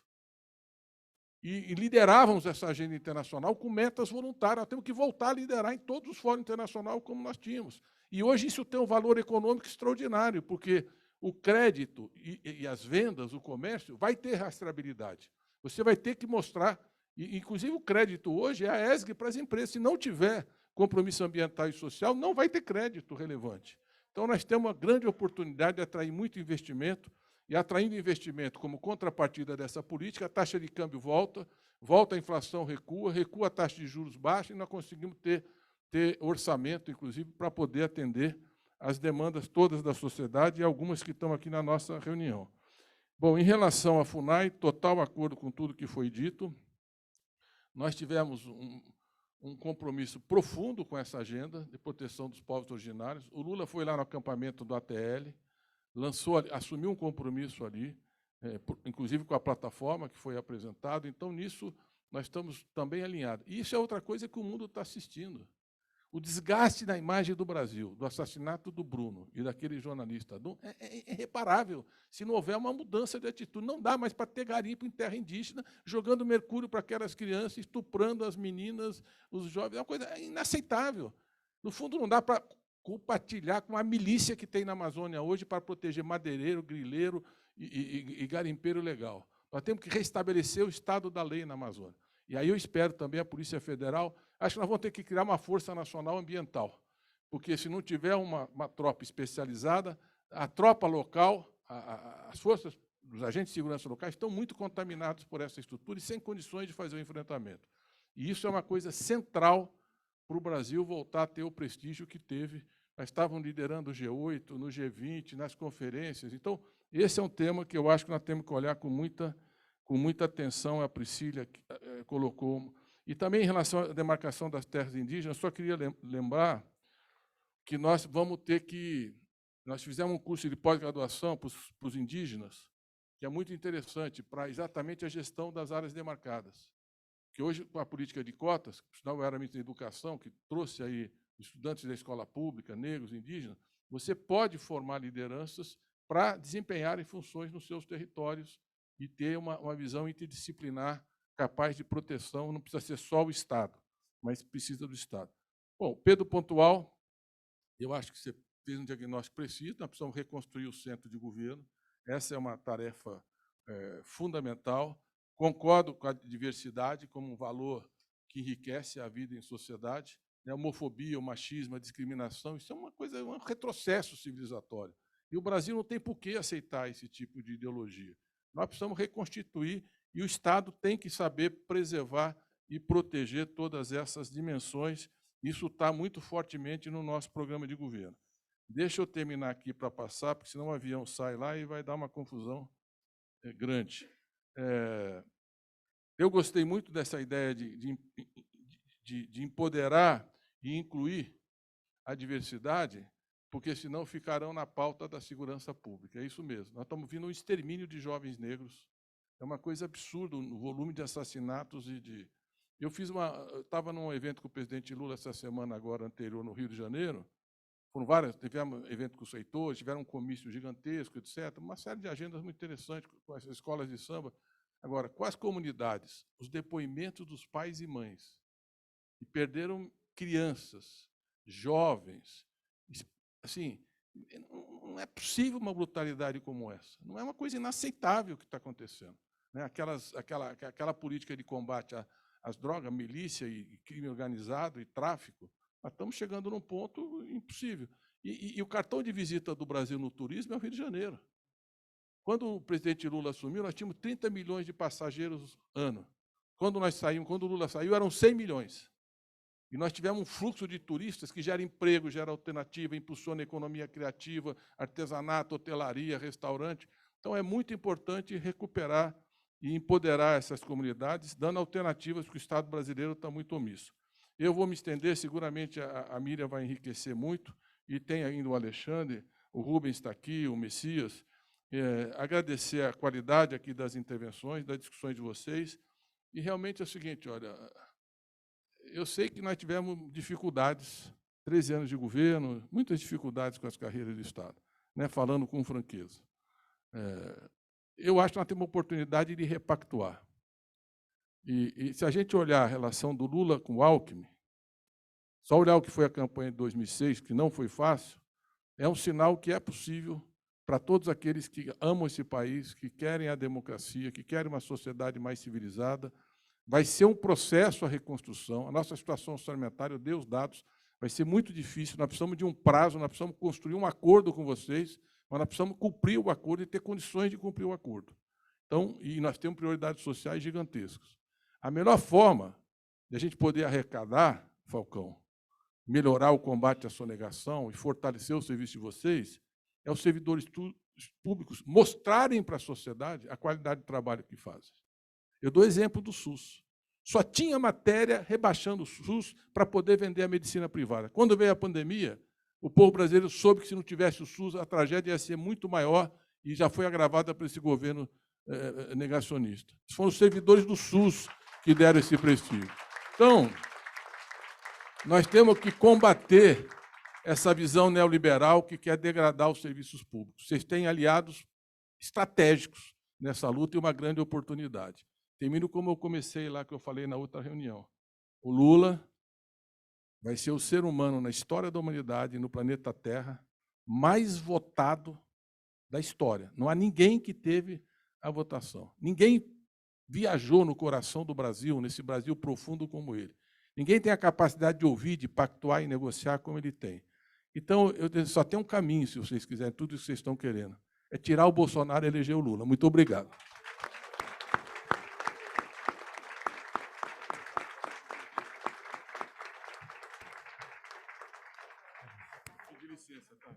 Bom, agradecemos aí imensamente aí o ex-ministro Luiz Mercadante. Pediria que todos ficassem nos seus lugares para a gente dar sequência aqui. Tem mais 2 segmentos para falarem. Tá? Depois a ex-ministra Miriam faz uma fala contemplando, né, o que nós avançamos até aqui. Os demais integrantes da mesa e da coordenação, fica à vontade. Chamaria de imediato aí Lademir, que vai falar pela ANAF, Lademir Rocha, segmento área jurídica. Por favor. Boa noite a todos. Em primeiro lugar, eu queria saudar ao pessoal aqui da coordenação de campanha, especialmente o Jorge, né, Jorge Messias, meu colega Jorge, porque nosso evento começa, né, naquele nosso almoço, que depois a gente conseguiu permitir a aproximação do Fonacad, né, e aqui a gente tem a oportunidade de trazer a perspectiva da área jurídica, especificamente da advocacia pública, mas numa visão universalista. Em que sentido eu quero dizer isso? Nós tivemos um aprendizado, Jorge, na reforma administrativa, em que o sentido da palavra reforma perdeu a sua semântica. Na verdade, eram contra-reformas. E me parece que as nossas propostas, elas têm que começar inicialmente resgatando o sentido da ideia de reforma. E a ANAF apresentou aqui a Luiz Mercadante, como coordenadora da campanha, um pouco antes de iniciar o evento, as nossas propostas. Elas têm 2 grandes eixos. O primeiro eixo é o eixo da reconstrução da rede de proteção social no Brasil, em que a advocacia pública cumpre um papel importante de conformação dessa rede do ponto de vista jurídico e de defesa dela em juízo e fora dele.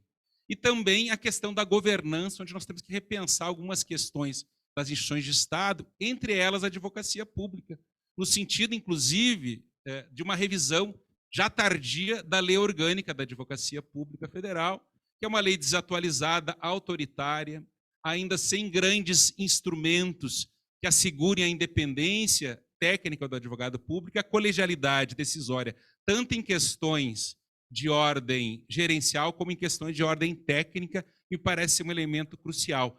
Eu devo lembrar que a advocacia é das funções essenciais da justiça aquela que mais conectada está com a ideia de democracia, na medida em que cabe à advocacia pública transformar, do ponto de vista jurídico, conformado do ponto de vista jurídico, as escolhas democráticas eleitas nas urnas. Então, estou apresentando aqui as propostas, destacaria, além dessa questão da revisão da lei orgânica, a necessidade que nós temos de investir na questão da solução extrajudicial de conflitos. nós temos um passivo, ou melhor, um risco jurídico fiscal mapeado de 4 trilhões de reais apenas na União, sob responsabilidade da advocacia pública. É um recurso astronômico, e nós precisamos ter tanto uma atenção preventiva lá na parte de consultoria jurídica, evitando, digamos assim, que esse passivo se forme, quanto na defesa judicial dessas políticas, do erário, evitando que a maior parte desse risco se transforme em precatório, né, dentro de uma lógica de proteção, digamos assim, jurídica, política e institucional da advocacia de Estado. Então, estou apresentando mais uma vez aqui as propostas.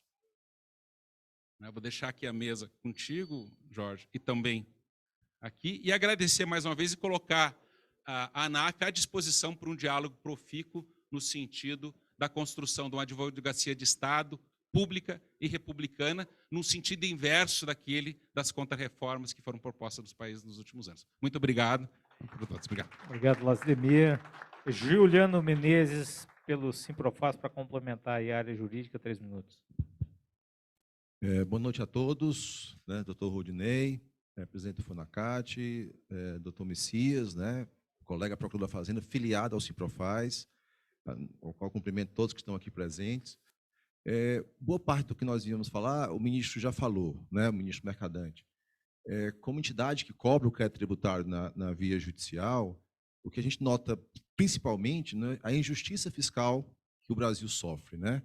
E quando se fala da necessidade de uma reforma tributária, não precisam grandes mudanças constitucionais, porque o Brasil é o único país do mundo, né, ou seja, ao lado da Estônia, que não cobra tributação sobre lucros e dividendos, né? Então, todos nós aqui estamos 27,5%.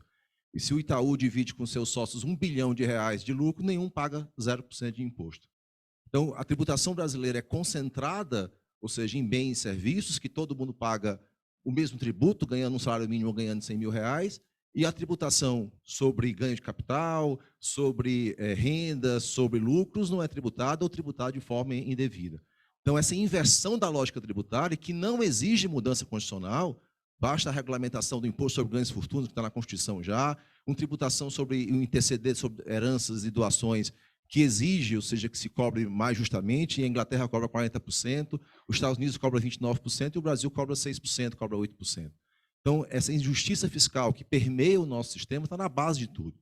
E isso, naturalmente, né, pode ser feito com mudanças infraconstitucionais, sem a necessidade de mudanças de regras constitucionais a nível de Congresso Nacional. Então, essa injustiça fiscal, que está na origem de boa parte da desigualdade social e regional, que já foi colocada aqui várias vezes. E outro aspecto fundamental é que se faz justiça fiscal quando o crédito tributário é cobrado de forma justa, em que todos paguem de forma isonômica. E isso, né, passa necessariamente pela estrutura da Procuradoria da Fazenda Nacional, pela estrutura das demais carreiras da Receita Federal, que são necessárias para a cobrança do crédito tributário. Você faz justiça fiscal quando o crédito tributário é cobrado de forma isonômica para todos. Como cobrar um crédito tributário sem ter procurador, sem ter servidor, sem ter sistema, sem ter estrutura? Então, o desmantelamento do Estado brasileiro contribui para a injustiça fiscal que permeia esse país. E aí eu peço, né, ou seja, aos responsáveis pelo programa do governo Lula, que, ao repensar o Estado brasileiro, não chamem economistas do BTG Pactual para organizar o Estado. Chame pessoas do serviço público para repensar o Estado brasileiro. Porque somos nós, carreira de Estado, que sabemos como é que o Estado funciona. Não é o BTG Pactual, nem o BMG que faz essas mudanças. Então, nós temos condições de reformar o Estado, de aperfeiçoar o Estado nos mecanismos de controle necessários para que o Brasil tenha, né, um serviço público digno e que preste realmente serviço justo à sociedade. Era isso que eu queria colocar aqui na nossa reunião. Um abraço. Né? Obrigado, Juliano. Carlos, para encerrar, nós compactamos aqui 3 segmentos, 2 minutos cada um. Por favor, Janus Pablo, pelo AMPA Sindical. Depois, na sequência, o Daniel Macedo, pelo Intelis, que é a união da OF com as BIM, os oficiais de inteligência, e mais carreiras da BIM, e Wagner Dias, pelo Sinagências, e a gente conclui. Por favor, Janus Pablo, que está enfrentando uma pedreira lá no Congresso com o PL do autocontrole, que tomara que o Senado não aprove. Realmente, presidente Rodinei, cumprimentar a mesa em nome do presidente Rodinei, a ministra que está nos assistindo de maneira virtual. E realmente, Rodinei, Durante esse evento aqui, nós da diretoria do AFA Sindical estávamos trabalhando para que o projeto do autocontrole, intitulado autocontrole, mas é na verdade o da boiadinha, do sem controle, não fosse pautado no momento que estávamos aqui. A gente estava em contato com os senadores e senadoras da resistência, e aqui eu cito o nome do senador Paulo Rocha e do senador Jean Paul Prats, né, estão fazendo uma excelente resistência contra a SPL, né, que está sendo aprovado de forma assodada, sem ampliação do debate. Mas, enfim, conseguimos adiar mais uma vez para início de agosto. E vamos, mais uma vez, né, sermos o bastião da resistência, né, junto aí com os parlamentares aí da oposição a este governo. Mas o ANFA Sindical e os auditores fiscais federais agropecuários, né, estão aí e trabalharam durante a pandemia de forma continuada, né, sem vacina, se expondo, garantindo a pauta do agronegócio brasileiro, né, produzindo aí aproximadamente 100 bilhões em Rua Dona Antônia de brasileira. Queiroz. É isso, Cadastre estudo comprovado pela Fundação Getúlio à Vargas, frente. está nessa situação. Talvez a carreira mais atacada hoje do governo, junto com o meio ambiente.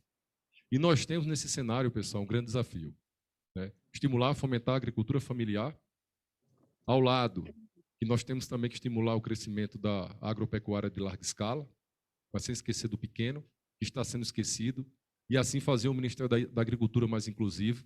E já aproveitamos o momento, nós nos colocamos à disposição do staff do Partido dos Trabalhadores para compor e vamos fazer sugestões propositivas na plataforma de governo do partido para que façamos o Ministério da Agricultura mais inclusivo e mais eficiente. Lembrando que foi no governo de Lula que nós tivemos o auge de auditores agropecuários na nossa carreira.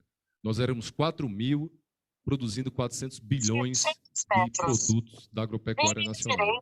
Hoje nós somos 2.400, quase a metade, produzindo 1,2 trilhão de reais.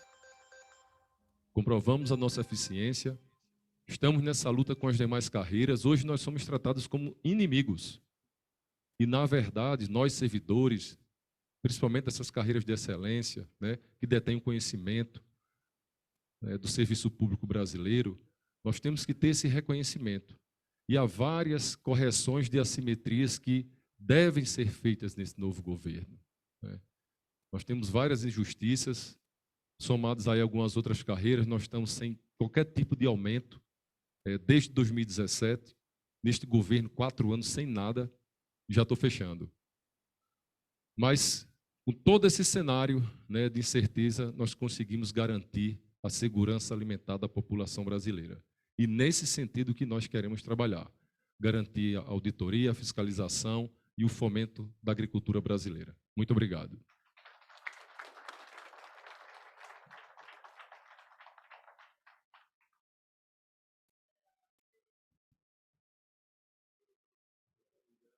Boa noite, integrantes da mesa. Boa noite, ministra Miriam.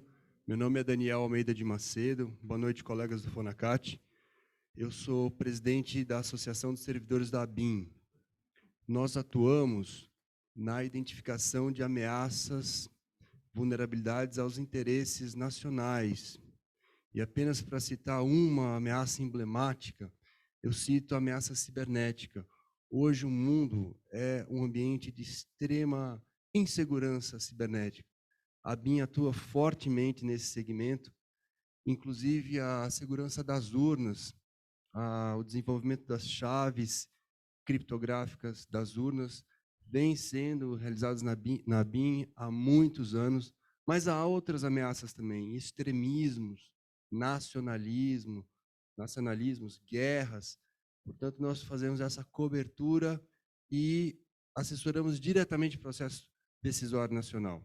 Com muito orgulho, desenvolvemos essa ação, colegas, com estrito cumprimento das normas constitucionais, em respeito absoluto aos direitos e garantias individuais, como a vida privada e a intimidade. Nós, assim como o colega que me precedeu aqui, nós temos também sem reajuste desde 2017, um pouco ainda mais tempo ainda do que os colegas. E apenas como pauta emblemática que eu gostaria de colocar é a pauta de termos na Agência Brasileira de Inteligência, nosso diretor, um profissional orgânico, certo? Um profissional da casa, que seja ali o nosso diretor que conhece a atividade. É uma satisfação estar com vocês nessa noite. Muito obrigado. Obrigado, Daniel. Wagner Dias, pelo Sinagência.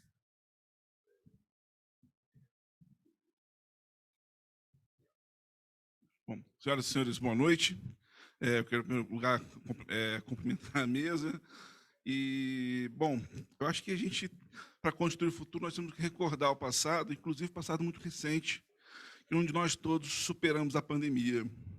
Né? Quando nós fomos compelidos ao teletrabalho em casa, tá, nossos colegas da Anvisa estavam em portos, aeroportos e fronteiras de todo o país, com menos 1.000 servidores que existiam, porque se aposentaram no fronte da pandemia, defendendo esse país. Enquanto isso, a Anvisa foi a agência que mais exarou normativos contra a Covid e contra outras questões sanitárias também durante toda essa pandemia. E outras agências também defenderam esse país. Né? A NTT ela fez um programa de combate ao transporte clandestino, visto que o transporte de passageiros regular foi literalmente apagado. Com isso, nós retardamos a proliferação da pandemia pelo território nacional. Quanto isso, outras agências, apesar de compelidas a trabalhar em casa, no ambiente de trabalho, asseguraram infraestruturas críticas desse país, continuar entregando, trabalhando, mesmo em momentos tão trágicos que nos causaram tanta dor. As agências reguladoras hoje, elas regulam uma parte significativa do PIB nacional e elas precisam muito de ajuda, elas precisam ter seu devido reconhecimento. Assim como a BIM, não temos reajuste desde 2017, e a gente precisa também ter instrumentos, principalmente o principal deles, a autonomia técnica, inclusive até mesmo a autonomia financeira das agências, para que em qualquer cenário ela continue a entregar ao país essa segurança, a segurança dos contratos, a segurança das infraestruturas críticas e a manutenção da disponibilidade desses serviços públicos a todos os cidadãos brasileiros. Certo? Eu queria deixar essa palavra aqui, e a gente acredita que o futuro vai ser muito melhor, teremos um Estado muito mais presente na vida do cidadão, e vocês podem contar com a categoria da regulação para construir esse país. Muito obrigado. Obrigado, Wagner. Um minutinho aí para os sindicatos dos peritos federais agrários, por favor. João Daldegan, presidente. Bom, boa tarde a todos, senhoras e senhores. Meu nome é João Daldegan, eu sou presidente do Sindicato Nacional dos Peritos Federais Agrários, que é uma carreira de engenheiros agrônomos do INCRA. Bom, a gestão do território nacional ainda está preterida nesse país, é sintomático a gente perceber todo o desmatamento que está acontecendo. Por quê? Porque se faz grilagem das terras públicas brasileiras, né? E até hoje o Estado não fez um efetivo gerenciamento desse território nacional. Isso nós temos desde o tempo das Sesmarias, que são destinadas às terras, e isso vai acontecendo, e até hoje o Estado não conhece o próprio Estado. Como naquela música da Elis Regina, o Brasil não conhece o Brasil, e o território é seu maior patrimônio. E até hoje o Estado brasileiro preteriu. O INCRA tem essa atribuição. Não é só a reforma agrária que nós trabalhamos, nem como era também a colonização nos anos 70. Mas a gestão territorial, que é uma atribuição do INCRA, foi preterida por todos os governos, um pouco mais de um pouco mais de outro, mas é sintomático nós estamos vendo toda a destruição da Amazônia, todo esse desrespeito com os povos tradicionais, porque até hoje o Brasil não fez a gestão do seu território. Tem terras públicas que não estão destinadas, então vai lá o grileiro, vai lá, ele ocupa aquele espaço, forja um documento. Por quê? Porque o Estado não assumiu o seu próprio território. Nós estamos falando do principal ativo, o principal patrimônio desse país, que é o território, e está governado sobre isso. Né? Então, é urgente. Nós já entregamos a nossa proposta ao Jorge, também ao coordenador da campanha, o Mercadante, né? Esperamos ser ouvidos e chamados para discutir um pouco mais sobre o território nacional brasileiro. Muito obrigado. Obrigado, João. De imediato a palavra para a ex-ministra Miriam Belchior, já com um apelo aí, ministra. Vamos recriar o Ministério do Planejamento, né? Sem planejamento não dá. Por favor, a palavra está com a senhora. Muito bem-vinda. Boa noite. Boa noite, muito obrigada. Boa noite a todos, dirigentes sindicais da FONACAT, da ARCA. Boa noite, Rubens e Messias. Acho que o Rodinei apresentou bem o trabalho de resistência realizado durante todo esse período, que foi certamente fundamental.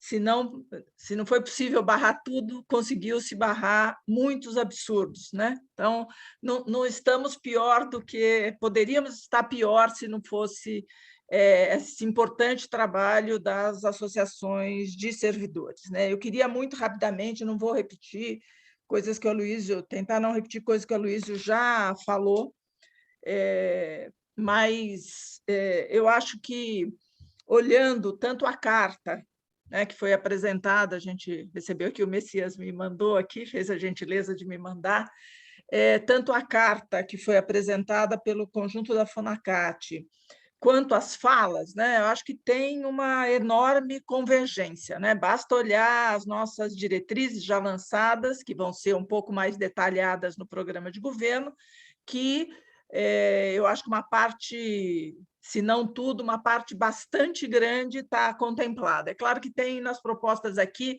coisas que são mais ações do que diretrizes, né, que são desdobramentos de políticas, mas eu queria aqui destacar, né, uma reforma tributária justa, tá certo? A questão da sustentabilidade, né, que tem tanto da defesa da Amazônia como para a transição ecológica, transição energética, está muito clara na nossa proposta, né? Como respeito, né, à cultura dos povos tradicionais, que tem que ser aproveitado para o desenvolvimento das nossas políticas, né? A importância da ciência, a questão desse descalabro que é a liberação dos agrotóxicos, e aí uma série de outras questões mais de gestão, né? A retomada do planejamento, que eu acho que a gente tinha feito um enorme esforço de retomada durante os nossos governos e que foi agora completamente abandonado, né? A preocupação com a eficiência do setor público, né? Com prestar bons serviços, a questão de ter um centro de governo que realmente coordene a ação de governo naquilo que é prioritário, nas grandes missões nacionais, com o centro da ação fincado na entrega nas entregas para a população brasileira, né? A forma de trabalho matricial, intersetorial, porque os problemas a enfrentar são complexos, não estão sob responsabilidade de um único ministério, portanto, é necessário esse trabalho intersetorial. E queria dizer que, quando vocês falam de reajuste, que a maior parte falou que tem reajuste até 2017, né, são os compromissos feitos ainda no governo da presidenta Dilma, né? Então, acho que esse mostra bem como é que era e como é que ficaram os servidores públicos depois do golpe em 2016, né? Eu acho que é inequívoco que nós governamos com os servidores, né? Nós fizemos um trabalho importante de combinar servidores públicos com servidores comissionados do governo eleito, trabalhando de maneira conjunta para fazer as melhores políticas públicas para o país, né? Então, acho que isso já é uma marca, eu até brinco aqui, né? Para reconstruir o Brasil, quer dizer, vale a pena ver de novo, né? Vale a pena ter o Lula de volta para fazer não só reconstruir, mas transformar o Brasil, né? Nós vamos precisar, mais do que só retomar políticas já feitas, nós vamos precisar ir além e, do nosso ponto de vista, isso se faz junto com os servidores, sob a condução da visão política que o presidente Lula vai estabelecer de soberania nacional, de desenvolvimento com maior igualdade regional e social.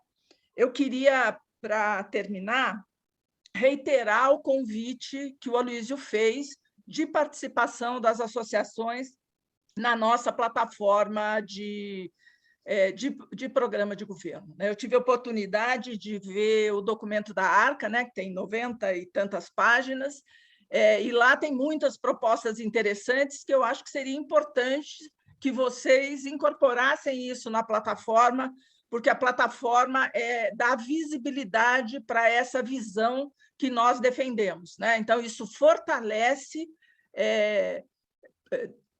frente à disputa de hegemonia que vai haver a partir de janeiro, se Deus quiser, com o presidente Lula. Nós vamos ter que fazer uma grande disputa de hegemonia, e ela começa hoje, contra o teto de gastos, uma série de propostas que nós vamos começar a brigar hoje, né? Que essa visão fiscalista que o Zé Celso tratou na primeira mesa hoje. Isso nós vamos começar a brigar já, e um dos jeitos de fazer isso é explicitar isso na plataforma, né? A gente tentar construir uma nova visão a respeito desses temas. Por isso, eu quero reiterar esse convite para que vocês apresentem as propostas nas várias áreas, na área de infraestrutura, na área de segurança. Eu dei uma olhada geral no documento, eu acho que tem muita coisa interessante que valeria a pena que vocês inscrevessem essas propostas lá na nossa plataforma. Um prazer estar com vocês, mesmo que virtualmente, mas eu acho que foi possível acompanhar todo o conjunto de propostas que vocês estão apresentando. Muito obrigada.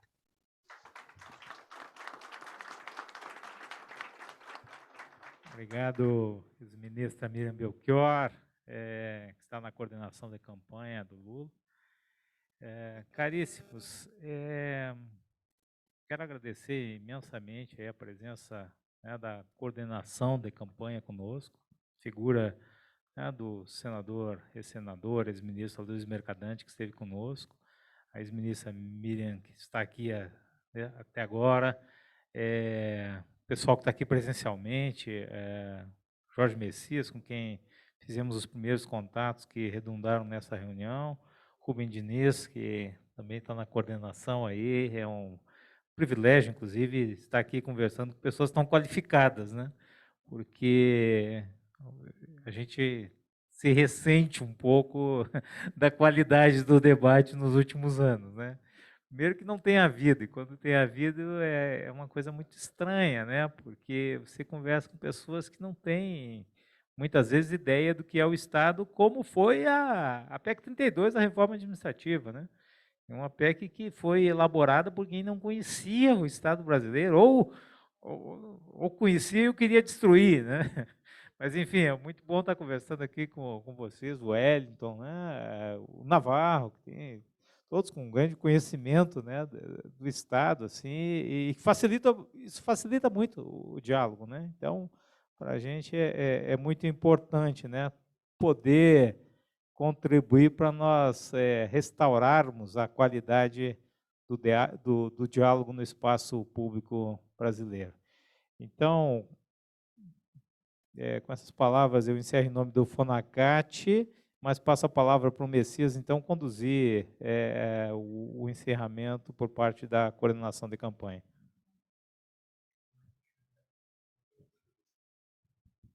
Muito obrigado, meu amigo Rudinei. Eu queria, em nome da coordenação de campanha, registrar aqui o nosso agradecimento ao FONACAT, às suas entidades, à Arca e às suas entidades, por terem realizado no dia de hoje esse encontro com a coordenação do programa de governo, da campanha do presidente Lula Alckmin, para as eleições de 22. Eu acho que nós tivemos ao longo do dia momentos muito ricos, desde o início do processo, com a realização do seminário, de um tema tão importante como o orçamento secreto versus o orçamento participativo, tivemos a oportunidade de ter acesso a um conjunto de propostas das mais variadas carreiras aqui representadas pelo FUNACAT e pela ARCA. Não quero ser repetitivo, eu acho que o nosso ministro Mercadante, a ministra Miriam, tocaram em pontos sensíveis que são muito caros para a coordenação do programa de governo, mas eu queria ressaltar, sobretudo, uma questão.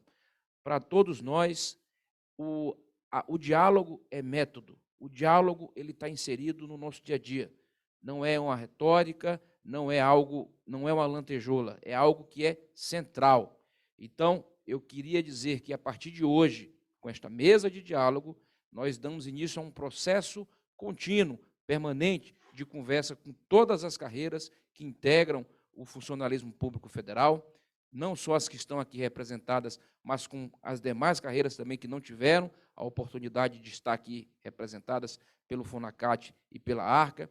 Fica o nosso convite para que vocês possam registrar formalmente na plataforma Vamos Juntos pelo Brasil as propostas também que foram aqui apresentadas, porque, como a ministra Miriam colocou, é importante que a gente dê visibilidade pública a essas iniciativas, a essas propostas, para que a sociedade possa ver e testemunhar o que nós tivemos a oportunidade de testemunhar hoje, a qualidade, a competência do serviço público federal. Então, eu acho que essa é uma questão central, nós precisamos dar visibilidade para essas iniciativas, porque a disputa ela vai se dar, inclusive, quando o governo começar. Isso é algo que nós temos muito claro e que a gente precisa ter consciência de que é um embate permanente. E, em algum aspecto, nós podemos dizer que o nível de conflito é até maior do que nós tivemos no passado. Então, sem mais delongas, eu quero aqui agradecer a gentileza, a disposição para o diálogo que vocês tiveram desde o início e dizer que a mesa permanente de diálogo ela se inicia hoje. E que, com a vitória da chapa Lula-Alckmin, que a gente possa dar continuidade a essa mesa permanente de diálogo ao longo dos próximos 4 anos, se o povo brasileiro assim permitir, e dizer que nós temos o compromisso aqui de avaliar cada proposta que nós recebemos e também assumimos o compromisso de fazer uma devolutiva num segundo momento com vocês, de forma coletiva ou individual. A gente ainda acerta como é que vai ser esse processo, de forma que seja mais produtivo possível para todos. Então, eu agradeço, registro aqui o agradecimento a todos vocês que participaram do dia de hoje conosco, que nos deram o privilégio de ter aqui a companhia de vocês, e passo a palavra para o meu amigo Rubens Diniz, coordenador nacional da nossa mesa de diálogo, para a sua fala final, e depois o nosso amigo Navarro e o Hélio. Muito obrigado. Messias, eu acho que falarei aqui em nome do Hélito e do Navarro. Nós gostaríamos, em primeiro lugar, de agradecer ao Rudinei e à Rivana por esse momento.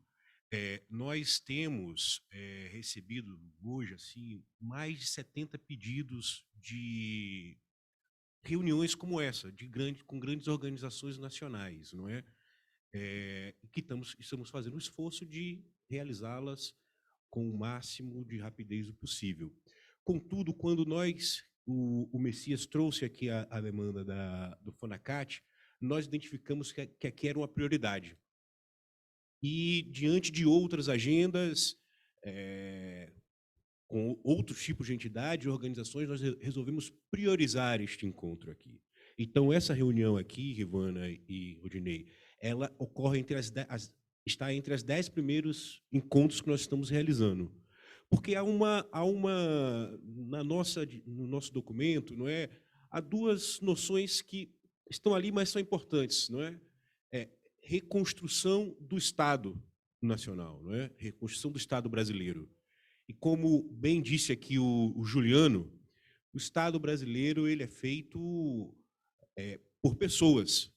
E para transformar esse Estado, nós precisamos de uma parceria de muita sinergia com as carreiras de Estado. Sem essa sinergia, sem essa parceria, é impossível produzir essa reconstrução e essa transformação que nós tanto desejamos. Então, ter visto esse painel aqui, esse panorama de todas as demandas e de especificidades, é muito enriquecedor e agregará muito no nosso documento e na construção que nós estamos fazendo. Então, uma vez mais, gostaria, em nome do grupo aqui, parabenizar pela excelente tarde que tivemos hoje aqui e de que estamos em diálogo constante. Parabéns e muito obrigado. E faltam 80 dias para o primeiro turno. É importante vencer a eleição.